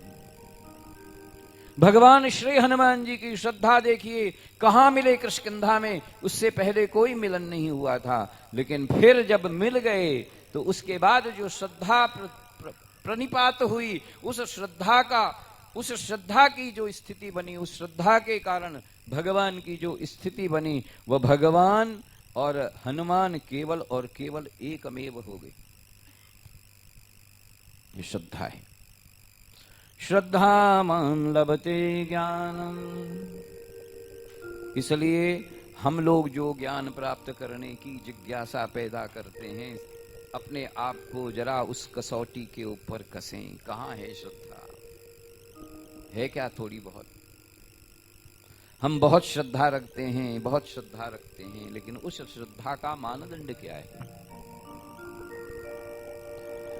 नहीं ज्ञानेन संसिद्धि पवित्रमिह विद्यते। लेकिन इस ज्ञान को प्राप्त करने के लिए जिस श्रद्धा का आविर्भाव होना चाहिए, जिस श्रद्धा को हमने प्राप्त करने की चेष्टा करनी चाहिए। उस श्रद्धा को प्राप्त करने का मंतव्य कैसे बने? श्रद्धा से सत्य की प्राप्ति होती है। श्रद्धाया सत्यमाप्स्यते। श्रद्धा से सत्य की प्राप्ति, श्रद्धा ही केवल सत्य का साक्षात्कार करा सकती है। और कैसी होनी चाहिए? कहता श्रद्धया अग्नि समिध्यते। जिस तरीके से अग्नि को समिधा की आवश्यकता होती है, उसी तरीके से श्रद्धा को निरंतर प्रज्वलित करने के लिए हमारे अंतर में किस भाव का? केवल और केवल हमारे कर्तृत्व भाव की समिधा से हमें श्रद्धा के लिए हवन करते रहना चाहिए। गीता कहती है श्रद्धया अग्नि समिध्यते। ये अग्नि के समान है और उसकी समिधा के रूप में हम सब ने अपनी श्रद्धा को निरंतर प्रज्वलित करना चाहिए, तेजस्वी किया जाना चाहिए। कैसे कर सकते हैं? 3 प्रकार की अग्नि होती है, यज्ञाग्नि, ज्ञानाग्नि और प्रेमाग्नि। 3 प्रकार की चीजें। प्रेमाग्नि भक्ति योग, ज्ञानाग्नि ज्ञान योग और यज्ञाग्नि वह आपका कर्म योग।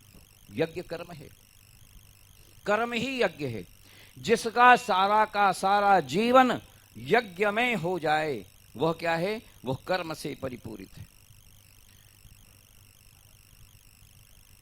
महात्मा तिलक ने जब अपने पूरे भाष्य लिखा, गीता का भाष्य लिखा, और उस भाष्य में उसमें कर्म के रहस्य की बात बताई, तो उसमें उन्होंने लिखा कि यह केवल और केवल क्या है? यह यज्ञ है जिसमें आप अपने कर्म की, अपने कार्य की आहुति दे करके संसार का और अपना भला करते हैं, आहुति देते हैं। इसलिए उसको प्रज्वलित करना। श्रद्धावान लभते ज्ञानम और संयतेन्द्रिय तत्परः। इंद्रिय संयम होना चाहिए, इंद्रियों का संयम होना चाहिए। हनुमान जी को देखिए कैसे हैं हनुमान जी, कैसे हैं हनुमान जी। हनुमान जी की समस्त इंद्रियां, हनुमान का मतलब ही होता है जिसने अपने मान का क्या कर लिया हो? हनन कर लिया हो। जिसने अपने इंद्रियों के ऊपर पूरी तरीके से नियंत्रण कर लिया हो। इसलिए हनुमान के प्रतीक के रूप में बंदर बताया गया है। हनुमान का प्रतीक क्या है? हनुमान का प्रतीक बंदर है। क्यों? मनुष्य क्यों नहीं? जिसने अपने मन को पूरी तरीके से नियंत्रित कर लिया है वो हनुमान। जिसने अपने मन को पूरी तरीके से अपने अंदर स्वीकार कर लिया है वो हनुमान। इसलिए हनुमान की बात कही गई है। कैसे हैं हनुमान जी? कहता है जिसने अपने मन को संयतेन्द्रिय, जिसने अपने मन को अब पूरी तरीके से नियंत्रित कर दिया है। 12वें अध्याय में भगवान कृष्ण कहते हैं कैसे मिलेगा भगवान? संयम इंद्रियग्रामम सर्वत्र समबुद्धयः ते प्राप्नुवन्ति मामेव सर्वभूत हितैरताः। कौन प्राप्त कर सकता है मुझे? जिसके पास संयत इंद्रिय है। संयम ये इंद्रियग्रामम सर्वत्र समबुद्धयः ते प्राप्नुवन्ति मामेव सर्वभूत हितैरताः। जिसने अपने इंद्रियों के ऊपर पूरी तरीके से नियंत्रण रख लिया हो, संयम रखा हो। और इसलिए योग वाशिष्ठ का सबसे पहला जो अष्टांग योग है उसमें क्या कहते हैं? यम, नियम, आसन, उसके बाद प्राणायाम। तो ये यम जो है, वो सिद्धांत जो है वो क्या है? वह उस आगे बढ़ने की एक प्रक्रिया है। और उस प्रक्रिया के अंदर कहते हैं संयत इंद्रिय ग्रामम। अपने इंद्रियों पर नियंत्रण जिसने किया हुआ हो, जो संयम के साथ रहता हो। संयम के साथ रहने के बाद संयम ये इंद्रिय ग्रामम और सर्वत्र समबुद्धयः, समान बुद्धि के साथ जो समस्त संसार का अवलोकन करता है और उसकी सेवा करता है। संयम ये इंद्रिय ग्रामम सर्वत्र समबुद्धय। भगवान कहते हैं ते प्राप्नुवन्ति मामेव। हनुमान जी ने भगवान को प्राप्त किया। देखा ना, उदाहरण है। ते प्राप्नुवन्ति मामेव सर्वभूत हितैरता, जो सभी प्राणियों के हित में निरंतर कार्यरत होता है, सभी प्राणियों के हित में जो निरंतर प्रवृत्तिशील होता है, मैं उसको प्राप्त हो जाता हूं। हनुमान जी एक उदाहरण हैं जिसको भगवान राम की प्राप्ति कृष्णगंधा में हो गई। एक मंद में मोह बस और कुटिल अज्ञान। क्या है? भगवान के सामने मिले और उन्होंने कहा, एक तो मैं मंदमती भगवान के सामने मिले। सुग्रीव ने श्री हनुमान जी को भेजा, जा करके देखो तो ये दो महापुरुष कौन से चले आ रहे हैं धनुष बाण लेकर के, कहीं ऐसा तो नहीं कि बाली ने इन्हें भेजा हो। अगर ये मुझको पकड़ने के लिए या मुझे समाप्त करने के लिए आ रहे हैं तो मैं यहां से भाग जाऊंगा, मुझे इशारा कर देना।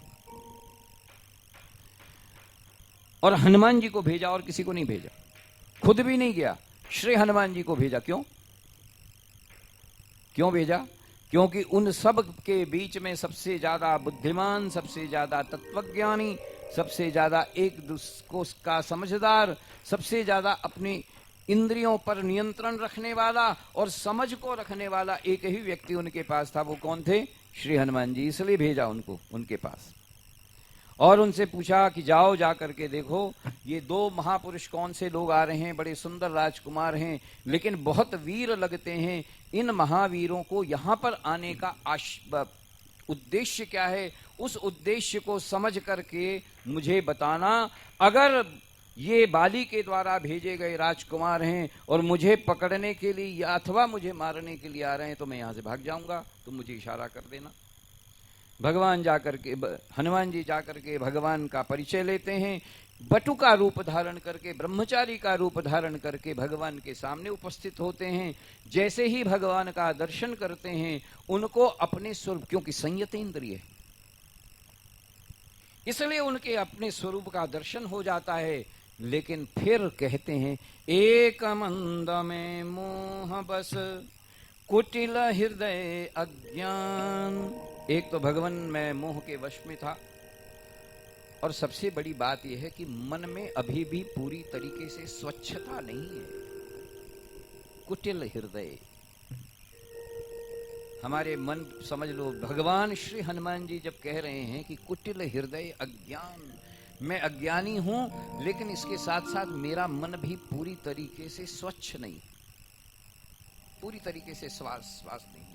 इसलिए सुंदरकांड में नान्या स्पृहा रघुपते हृदय स्मदीये सत्यम वदामि च भवान अखिलांतरात्मा भक्तिम प्रयच्छ रघुपुंगव निर्भरान में। फिर उसके बाद कहते कामादि दोष रहितम, ये काम आदि दोष की जो कुटिलता है वो मेरे मन में है।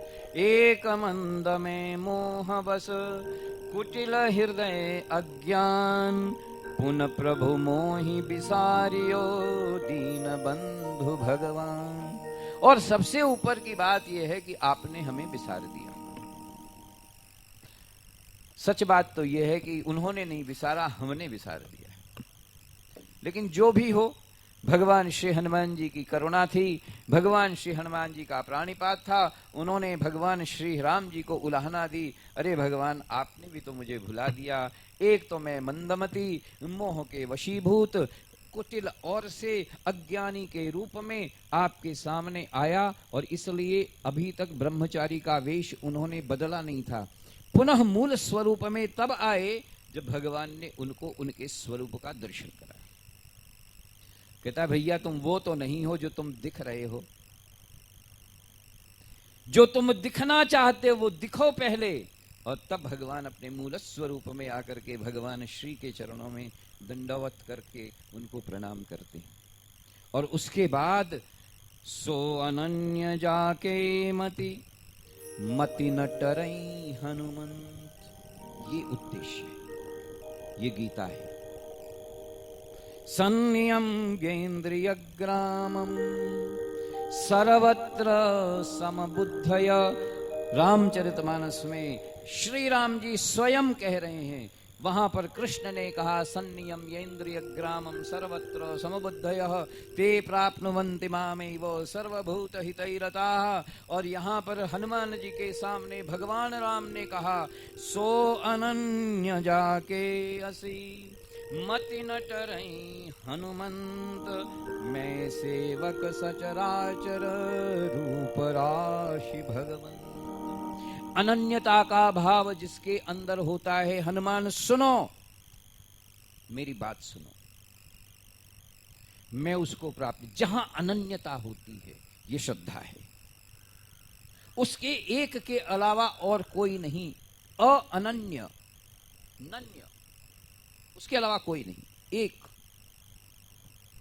सो अनन्य जाके असी मति न टरे, जिसकी मति केवल और केवल एक में स्थापित हो गई, मति न टरई हनुमंत। हनुमान मैं बताता हूं, जिसकी बुद्धि वहां पर जाकर के स्थिर हो गई हो, उसके अलावा और कोई नहीं, ऐसा उसका भान है। और मैं सेवक, अब ये जो बात कही गई है हमारे सबके लिए, मैं सेवक सचराचर, मैं इस संपूर्ण सृष्टि के रूप में जो भगवान का दर्शन कर रहा हूं, वह रूप राशि वही भगवान का स्वरूप है। उसमें, उसकी सेवा में, उसके समर्पण में अपने चित्त को लगाने वाला जो व्यक्ति है, वह मुझे सबसे ज्यादा प्रिय है। यही बात गीता में कही, संयम येन्द्रिय ग्रामम सर्वत्र समबुद्धयः ते प्राप्नुवन्ति। और यहां पे भी कहा सर्वभूत हितैरताः, सभी भूतों के, इस समस्त सृष्टि में जो कुछ भी गोचर है अगोचर है, जो कुछ भी व्यक्त है अव्यक्त है, जो कुछ भी हमें दिखता है जो नहीं दिखता है, जिससे हम अपने जीवन को चलाते हैं अथवा हमारा जीवन संप्रेषित होता है, वह समस्त भगवान का ही स्वरूप है। उस भगवान के स्वरूप को मान करके, अन्य न मान करके, अनन्य मान करके जो ऐसी सेवा करता है, उसको मैं प्राप्त हो जाता हूं। देखा साम्यता कैसी है रामचरितमानस में और भगवान की गीता में।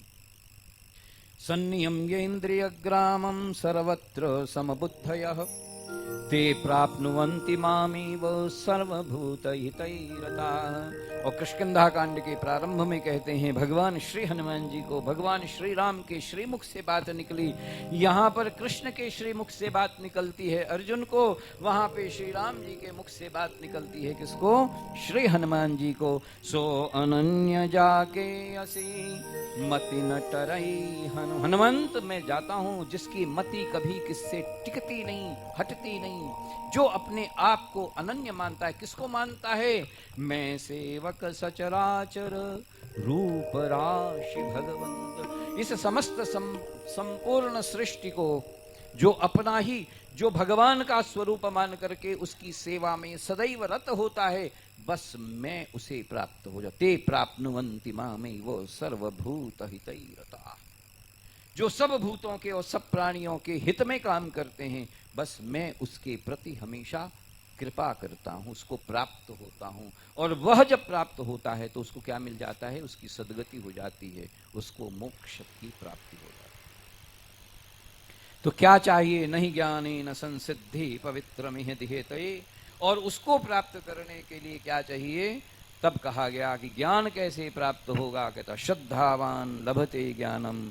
इसलिए हम सब क्या करें? थोड़ी थोड़ी श्रद्धा को प्रचोदित करें, थोड़ी थोड़ी श्रद्धा। श्रद्धा माने सत्य को प्राप्त करने की जिज्ञासा भाव और उसके में अपनी बुद्धि लगाने का प्रयत्न, ये हमारी श्रद्धा है। श्रद्धा को समझ लें। हमारी बड़ी श्रद्धा तब होती है जब हम किसी के प्रति पूरी तरीके से आश्रित हो जाते हैं। विवेकानंद भगवान राम कृष्ण के प्रति पूरी तरीके से आश्रित हो गए। अर्जुन ने अपने आप को शिष्यस्ते शादिमाम त्वाम प्रपन्नः, पूरी तरीके से अपने आप को कृष्ण के चरणों में समर्पित कर दिया। श्री हनुमान जी ने अपने आप को पूरी तरीके से भगवान श्री राम के काम के लिए समर्पित कर दिया। ऐसे ही श्रद्धा का भाव यदि हमारे अंतर में जन्म ले लेता है तो हमारा जीवन भी सफल और संयत बन करके भगवान के का साक्षात करने का, कि का पात्र बन जाता है, पात्र बन जाता है। वी बिकम एलिजिबल, हम एलिजिबल बन जाते हैं। उस श्रद्धा को यदि हम अपने अंदर पैदा कर सकने की साम्यता रखें। इसलिए भगवान श्री हनुमान जी गीता के साक्षात प्रतीक के रूप में हैं। इसलिए भगवान का आश्रय लेना बहुत आवश्यक है।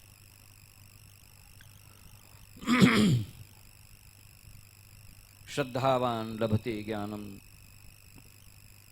ज्ञान किसको प्राप्त होगा? कहता श्रद्धा के, श्रद्धावान जो होगा उसी को ज्ञात होगा। तत्परः संयतेन्द्रिय, जो तत्पर भी होगा, तत्परता आवश्यक है, मस्ट हैव दी फोकस्ड। हम आजकल मैनेजमेंट की जो वोकेबलरी है या मैनेजमेंट की जो टर्मिनोलॉजी है या मैनेजमेंट की जो शब्दावली है, उसमें हम बहुत सारे बच्चों को हमेशा बताते रहते हैं और सबको बताते हैं कि आपको अगर अपने कैरियर में सफलता की प्राप्ति करनी है तो क्या होना चाहिए। अंग्रेजी में बड़े बढ़िया तरीके से बताते हैं, you must be a focused person. तत्परः, ये जो तत्पर शब्द है ये focused person. Am I right sir? तत्पर, जहां पे जिसके अलावा और कोई न हो, तत्परः, focused, must concentrate on something. और देखिए ये जो वोकैबुलरी है ये कब की है? आज से 7000 6000 साल, ऐसा कहा जाता है 5528 वर्ष पूर्व भगवान कृष्ण ने गीता का ज्ञान कुरुक्षेत्र के मैदान में सबको प्रदान किया था। वो टर्मिनोलॉजी, वो वोकैबुलरी, वो टर्मिनोलॉजी उस समय बताई कि अगर जीवन की सार्थकता को, जीवन की सत्यता को, जीवन की सच्चाई को, जीवन के संप्रेषण को, जीवन के अस्तित्व को, जीवन में सफलता को, जीवन की सार्थकता को प्राप्त करना चाहते हो तो क्या होना चाहिए? तत्परः। हम आजकल अंग्रेजी में कहते हैं you must be a focused person. If you are a wavering mind, अगर आप फोकस्ड नहीं है तो आप इधर उधर भटकेंगे और कहीं नहीं जाएंगे।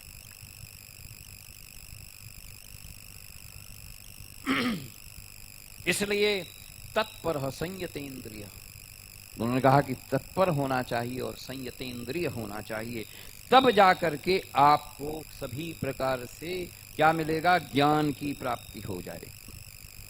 श्रद्धावान लभते ज्ञानम, श्रद्धावान को ज्ञान मिलता है, लेकिन ज्ञान तब मिलता है जबकि वो तत्पर होता है। और तत्पर होकर के जब अपने मन को संयमित करके, अपनी इंद्रियों का निग्रह करके जब अपने कर्तृत्व का पालन करता है, तब जाकर के उसको अपने ज्ञान की प्राप्ति होती है।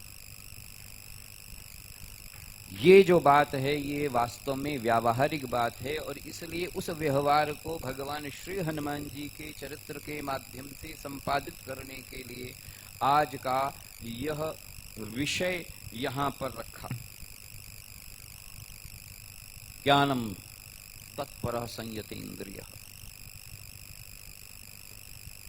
और क्या चीज चाहिए? और किस तरीके से हम आगे बढ़ सकते हैं? कहता है अगर आपने ज्ञान प्राप्त कर लिया, वो 7 बातें बताई ना, उस ज्ञान की प्राप्ति करने के बाद यदि आपके शरीर में दम नहीं है, शरीर में बल नहीं है, तो उस ज्ञान को प्राप्त करके उसको व्यवहार में कैसे प्रदर्शित करो? If you don't have the capacity, ability and strength, अगर हमारे अंदर वो स्ट्रेंथ ही नहीं है, अगर हमारे अंदर वो शक्ति नहीं है, तो शरीर क्या है? शरीर माध्यम खलु धर्म साधनम।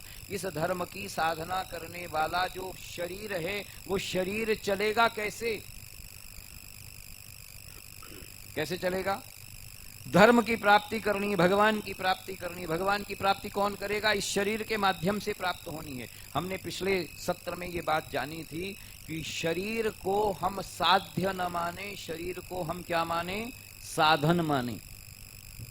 शरीर इज द मीडियम। हमारी जो बॉडी है वो भगवान के द्वारा प्रदत्त एक साधन है। ठीक उसी प्रकार से जैसे हम अपने काम को पूरा करने के लिए एक मोटर कार खरीद लेते हैं, मोटर कार खरीद लेते हैं, लेकिन मोटर कार को केवल चमकाने का काम करें, मोटर कार की केवल रोज सफाई करें, मोटर कार को रोज रंग बिरंगा कर दें और उसको चलाएं नहीं, तो फिर क्या मिलेगा? उससे कुछ नहीं मिलेगा।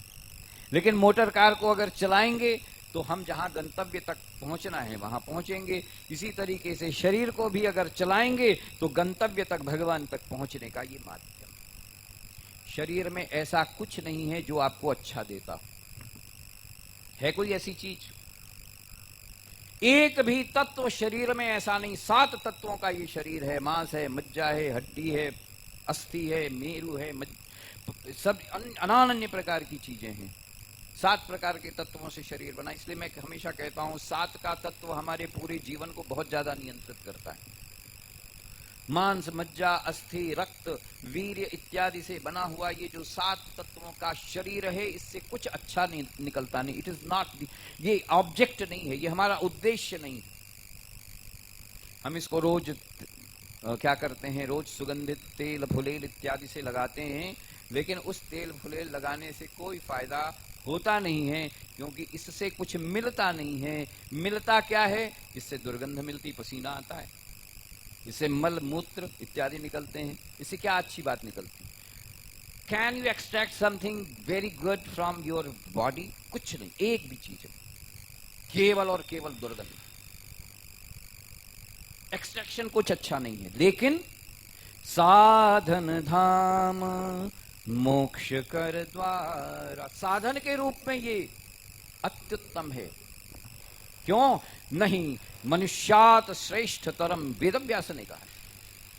इसलिए ये ध्यान में रखें। क्या चीज ध्यान में रखेंगे? ध्यान में रखें कि शरीर हमारा साध्य के रूप में निकृष्ट है और साधन के रूप में प्रकृष्ट है, उत्कृष्ट है। अगर हमने केवल इसकी सेवा करने के लिए ही काम किया तो हमारा जीवन बेकार। लेकिन इसके माध्यम से अगर हमने अपने तत्व को जानने की चेष्टा कर ली और उसमें सफल हो गए, तो यह सबसे ज्यादा साधन धाम मोक्ष कर द्वारा। ये किसका धाम है? मोक्ष का द्वार है। मुक्त हो जाएंगे। केवल और केवल एक शरीर भगवान ने दिया है, मनुष्य का शरीर, जिसके द्वारा मुक्ति की प्राप्त की जा सकती है।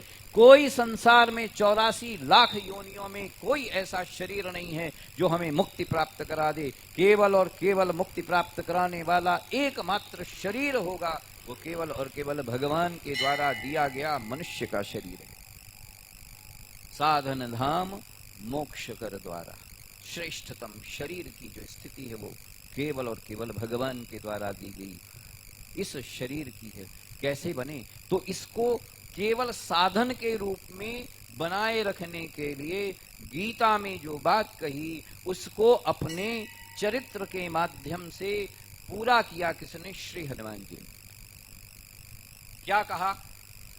कहा कि आहार ठीक होना चाहिए, विचार ठीक होना चाहिए, व्यवहार ठीक होना चाहिए। ये बात कही किसने? ये गीता कहती है। हम इसको बाद में देखेंगे। आहार ठीक होना चाहिए, विचार ठीक होना। विचार कैसे ठीक होगा? नहीं ज्ञानेन संसिद्धि पवित्र में विद्यते, इसलिए ठीक होगा। विचार कहां से ठीक होगा? कहता ज्ञान की प्राप्ति से ठीक होगा। आहार कैसे ठीक होगा? हमारी जितनी भी 5 इंद्रियां हैं, 5 प्रकार के हम आहार हमेशा लेते रहते हैं। आहार का मतलब केवल मुख से भोजन करना ही नहीं है। हम जो देखते हैं वो हमारी आंख का आहार है, हम जो सुनते हैं वो हमारी कान का आहार है, हम जो सांस लेते हैं, प्राणवायु लेते हैं, वो हमारी नाक का आहार है, हम जो खाते हैं वो हमारे भोजन का, हमारे शरीर का आहार है। शरीर 4 प्रकार के आहारों से अपने आप को विकसित करता है।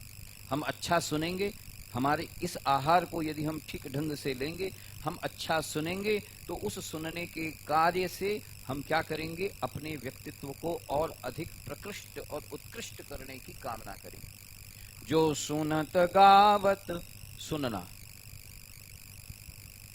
जो सुनत गावत कहत समुझत परम पद नर पावई। कृष्णकंधा कांड का अंत किया है तुलसी ने और लिखा अंत में, जो सुनत गावत कहत समझत परम पद नर पावही। लौकिक में भी और अलौकिक क्षेत्र में भी परम पद की प्राप्ति होगी। लौकिक में है तो सफलता प्राप्त होगी, अलौकिक में है, पारलौकिक में है तो मोक्ष की प्राप्ति हो जाएगी। लौकिक में है तो सफलता प्राप्त होगी। अगर हम कोई लौकिक कार्य कर रहे हैं तो अगर कोई लीडर ठीक ढंग से सुनता है और ठीक ढंग से सुन करके उसको समझ करके फिर अपनी बात कहता है तो he will be a good manager, he will be a good corporate leader. जो सुनत गावत कहत समझत परम पद नर पावई। तो ये जो बात कही गई तुलसी ने वो यहां पर कही गई युक्ताहार विहारस्य। भगवान ने कहा कि जो आहार अपना ठीक है, तो कान का आहार क्या है? श्रवणम, श्रवणम कीर्तनम विष्णु स्मरणम पाद सेवनम। भगवान की अभ्यर्थना करने के लिए भक्ति योग के अंतर्गत कहा गया श्रवणम, पहले श्रवण करो भगवान का, भगवान के स्वरूप का श्रवण करना ये तुम्हारा परम कर्तव्य है। उससे, उस श्रवण के माध्यम से जो तुम्हारे चित्त में परिवर्तन होगा, उस परिवर्तन से तुम व्यवहार तुम्हारा परिवर्तित हो जाएगा। तो युक्ताहार विहारस्य युक्त चेष्टस्य कर्मसु, उसके द्वारा तुम्हारे कर्म बदलेंगे। तुम्हारा आहार कैसा होना चाहिए? केवल और केवल भोजन का आहार नहीं, सभी प्रकार का आहार हमारा ठीक हो। युक्ताहार विहारस्य, ये गीता में भगवान कहते हैं। और यह गीता में दिया हुआ भगवान का वचन किसके द्वारा प्रमाणित होता है? वो भगवान श्री हनुमान जी के चरित्र के द्वारा प्रमाणित होता है या नहीं होता? कहां पर कैसा सुनना चाहिए। इसलिए जाकर के अशोक वाटिका में श्री हनुमान जी ने तुरंत ही जानकी जी के सामने कूद नहीं गए। तरु पल्लव म रहा लुकाई, करें विचार करों का भाई, कही अवसर रावण तह आवा, संगनार देखा क्या स्थिति है। सुना, देख करके देखा आंख का आहार, फिर सुना क्या हो रहा है, और फिर उसके बाद शांत ढंग से सुनना, सुन के बाद निर्णय लिया कि देख तो नहीं क्या हो रहा है। तरु पल्लो मां रहा लुकाई, करें विचार करो का भाई, देखा रावण आ गया, तही अवसर रावण तहाँ आवा, संगनार बहु किए बनावा। बहुविधि, अब देखा कि उनके बीच में बातचीत चल रही है। अगर पहले ही कूद लिए होते तो रावण और उनके बीच में वहीं युद्ध हो जाता। तो युक्ताहार विहारस्य, गीता में भगवान ने कहा युक्ताहार, 16वां अध्याय है, दैवी संपद है, लेकिन फिर भी भगवान कह रहे हैं अगर तुम अपने जीवन को ठीक ढंग से जीना चाहते हो तो अपने आहार को ठीक कर लो। ये 4 प्रकार की इंद्रियां जो तुम्हारे आहार बनती हैं और तुम्हारे शरीर को सही साधन के रूप में संसार के प्रत्येक कर्तव्य को पूरा करने के लिए प्रवृत्त करती हैं। इसलिए सुनो अर्जुन, युक्ताहार विहारस्य युक्त चेष्टस्य कर्मसु। तुम्हारा कर्म कैसा होना चाहिए? युक्त चेष्ट होना चाहिए। युक्त चेष्टस्य कर्मसु युक्त स्वप्नावबोधस्य योगो भवतु दुःखः। अगर इस तरीके की स्थिति हो गई तो तुम जाकर के अपने जीवन में सफलता की प्राप्ति कर सकते। ध्यान में आया कि किस तरीके से साम्यता है भगवान श्री कृष्ण के द्वारा कही गई बातों में और भगवान श्री हनुमान जी के चरित्र में, जिस चरित्र का आज हम प्रागट्योत्सव मना रहे हैं। युक्ताहार विहारस्य, हम क्या सुने, ठीक ढंग से क्या सुने, ये सुनना, not the hearing but the listening. इसलिए लीडर शब्द में बार बार कहता हूं, लीडर शब्द का जो पहला अक्षर है L, that is found for the listening. If a person can be a very good leader if he listens properly. एक आदमी बहुत अच्छा नेता बन सकता है, बहुत अच्छा नेतृत्व कर सकता है यदि वो अपने आसपास के लोगों का सही ढंग से सुनता है। तो हम आजकल सुनते नहीं है किसी, केवल सुनाना चाहते हैं, सुनना नहीं चाहते। और इसलिए जब कोई कहता भी है सुनती हो तो वो भी नहीं सुनती, केवल सुनाती है। और इसलिए आजकल तो, इसलिए पति पत्नी के संबंध में पहले तो चल जाता था कि सुनती हो, अरे सुनते हो और सुनती हो, इसी से काम चलता था। चूंकि नहीं कोई सुनता इसलिए नाम लेने लगे। अब आजकल कोई नहीं सुनता, चूंकि सुना ही नहीं। 2-3 पीढ़ियां बीत गई सुनते हो कहते कहते, सुनता कोई नहीं। तो क्या करने लगे फिर? एक दूसरे का नाम ले करके पुकारने लगे। ध्यान में आया कि क्या बात कही? जिससे अनन्य प्रेम होता है उसका नाम नहीं लिया जाता। भगवान राम ने कहा तत्व प्रेम कर मम अरु तोरा, जानत प्रिया एक, सीता का नाम नहीं लिया कहीं पर, जानत प्रिया एक मन मोला। जिससे आप बहुत प्रेम करते हैं, जिसके अनन्य हैं, उसका नाम नहीं लेते, उसका नाम नहीं लेते। कैसे नाम ले? इसलिए गोपी गीत में कहीं पर भी कृष्ण का नाम ही नहीं, कहीं नहीं है। अनन्य भाव से भगवती गीत गोपियों ने भगवान कृष्ण का आराधन किया है, कहीं पर भी कृष्ण का नाम नहीं। पूछा उद्धव ने, नाम क्यों नहीं लेती? अरे कहता है जिसको हमने प्रेम करती है उसका नाम कैसे ले ले, छोटा बन जाता है। इसलिए पुराने जमाने में और अभी भी हम तो ऐसे ही काम करते हैं, सुनते हो सुनती है से काम चल जाता है। लेकिन प्रेम में कहीं घटाव आया है, इसलिए लोग नाम लेने लगे। प्रेम घटता है, प्रेम जब घटा तो हमने नाम लेना शुरू कर दिया।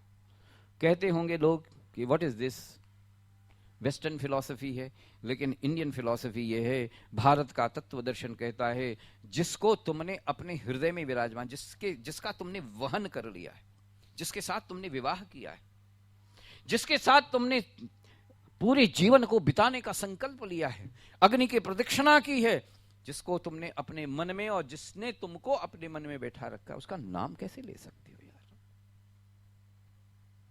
युक्ताहार विहारस्य युक्त चेष्टस्य कर्मसु युक्त स्वप्नावबोधस्य योगो भवतु दुःखः।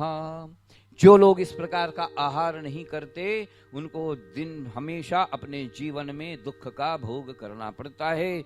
इसलिए हमेशा अपने आहार को ठीक करने का प्रयत्न करना चाहिए। भगवान कहते हैं, श्री कृष्ण ने कहा दैवी संपत्ति योग में कि अपना आहार ठीक रखें। युक्त आहार विहारस्य, आंख से हम ठीक देखने की चेष्टा करें, शीलवान बने, अश्लील न देखें। कान से अश्लील न सुने, शील सुने, अच्छा सुने। इसलिए भगवान गांधी जी के 3 बंदर याद आते हैं, अच्छा सुनो, अच्छा बोलो और अच्छा उसका सुनो, अच्छा बोलो और अच्छा देखो। ये क्या है? आंख का आहार अच्छा देखने का। तीर्थ यात्रा करो ना, भगवान की तीर्थ यात्रा करो, जाकर के वहां पर जाकर के अनेकानेक प्रकार की प्रेरणा प्राप्त करें। श्रेष्ठ जगहों पर जाकर के, मंदिर में जाकर के, अनन्य पूजा गृहों में, विद्यालयों में जाकर के, विश्वविद्यालयों में जाकर के वहां पर ज्ञान की प्राप्त करने की चेष्टा करें। भगवान कहते हैं युक्त आहार विहारस्य, हमारा आहार युक्त होना चाहिए।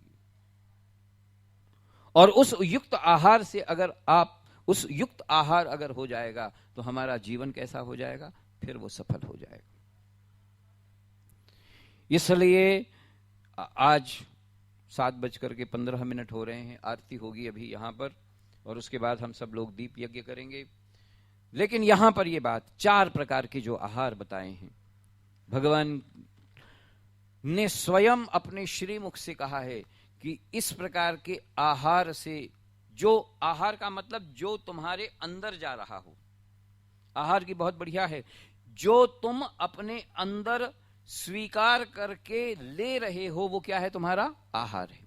जब आप देखते हैं, तब अगर हम सड़क पर चले जा रहे हैं, किसी को देख करके भी हम नहीं देख पाते, किसी को भी बहुत शोर मच रहा है, कुछ बातें कही जा रही लेकिन फिर भी नहीं सुन पाते, कुछ बात कही जा रही हम फिर भी वो कुछ नहीं कह पाते हैं।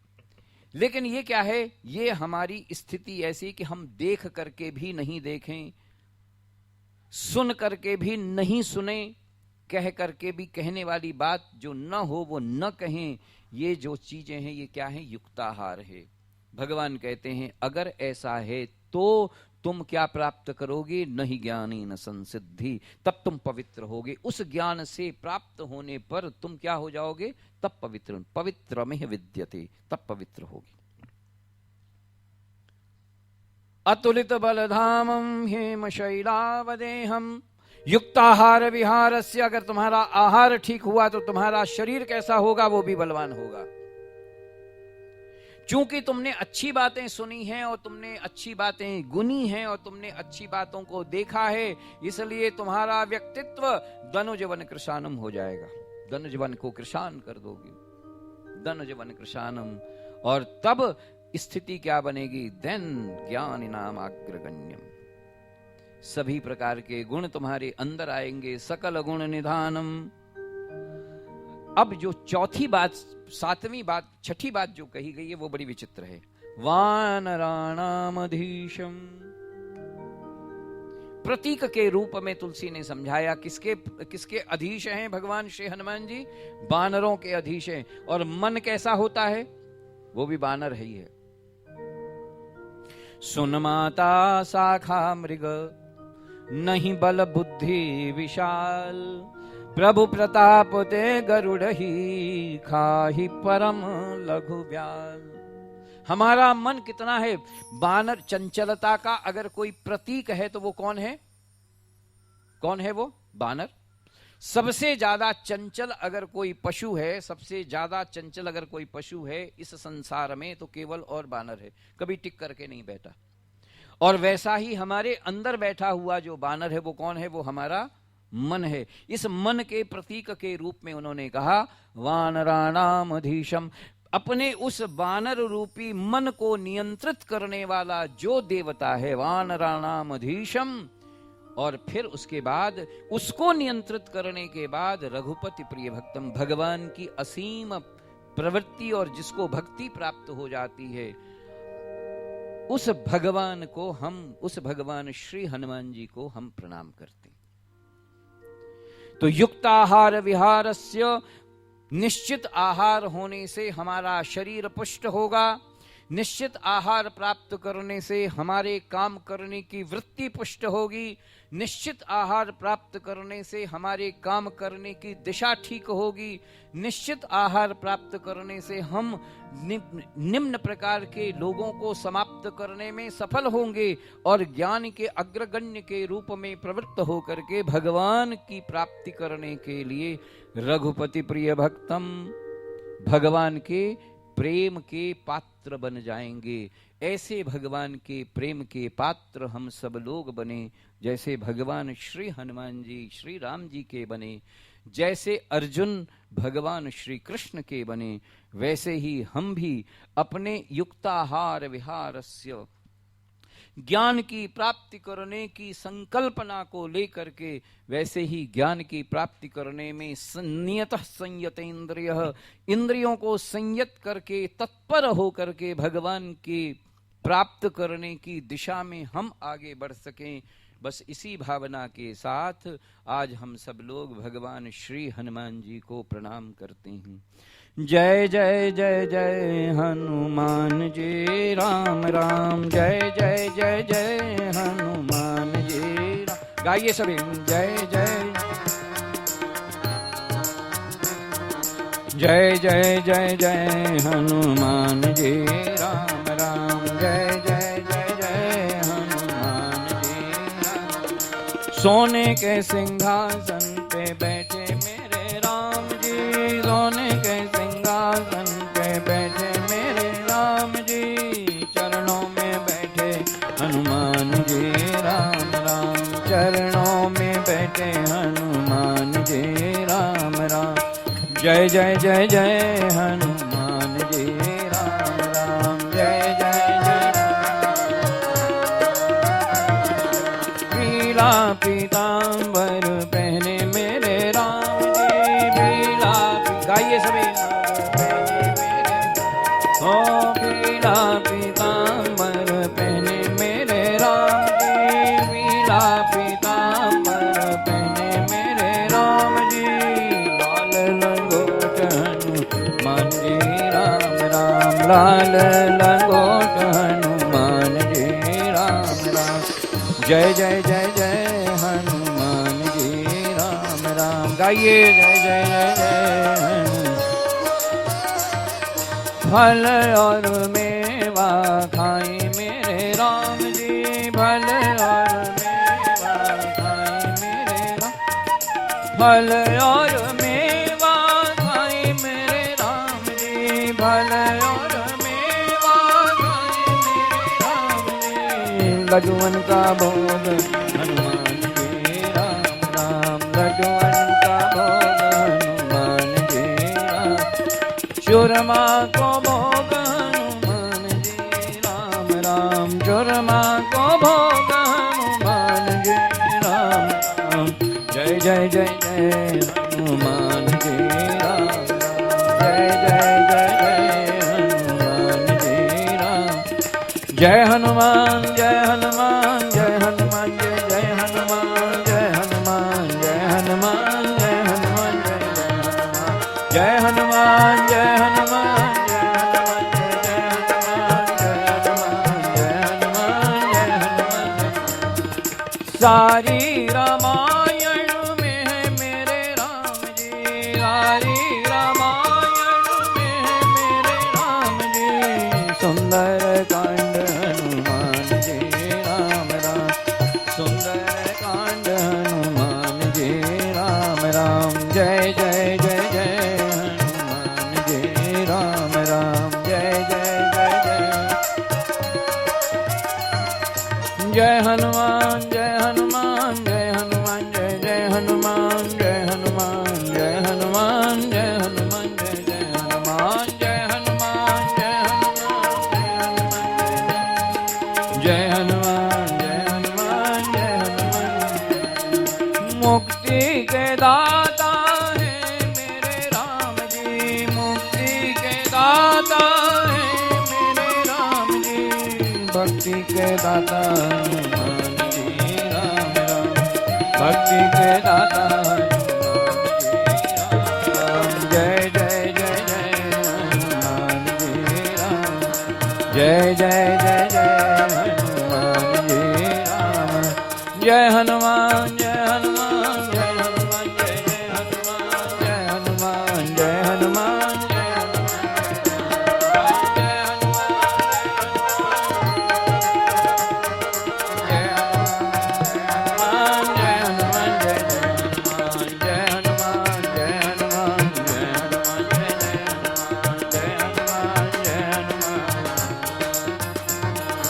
सारी रामायण में है मेरे राम जी, सारी रामायण में है मेरे राम जी। सुंदर कांड हनुमान जी राम राम, सुंदर कांड हनुमान जी राम राम। जय जय जय जय हनुमान जी राम राम, जय जय जय जय हनुमान जी राम। सारे जगत के पालक मेरे राम जी, सारे जगत के पालक मेरे राम जी। हमरे तो मालिक हनुमान जी राम राम, हमरे तो मालिक हनुमान जी राम। सारी रामा सारे जगत के पालक मेरे राम जी, सारे जगत के पालक मेरे राम जी। पालक मेरे राम जी, पालक मेरे राम जी, पालक मेरे राम जी, पालक मेरे। लेकिन हमरे तो मालिक हनुमान जी राम राम, हमरे तो मालिक हनुमान। जय जय जय जय हनुमान जी राम राम, जय जय जय जय हनुमान जी राम। जय सिया राम जय सिया राम, जय सिया राम जय जय सिया राम, जय सिया राम जय सिया राम, जय सिया राम जय जय सिया। जय सिया राम जय सिया राम, जय सिया राम जय जय सिया राम, जय सिया राम जय सिया राम जय सिया। दासन में दास हैं अन्य के दीन के दूरन के दूर बर चतुर अनंत है। जय सिया राम जय सिया राम, जय सिया राम जय सिया राम, जय सिया राम जय सिया राम, जय सिया राम जय जय सिया राम। जय जय जय जय हनुमान जी राम राम, जय जय जय जय हनुमान जी राम राम, जय जय जय जय हनुमान जी राम। बोलिए श्री हनुमान जी महाराज।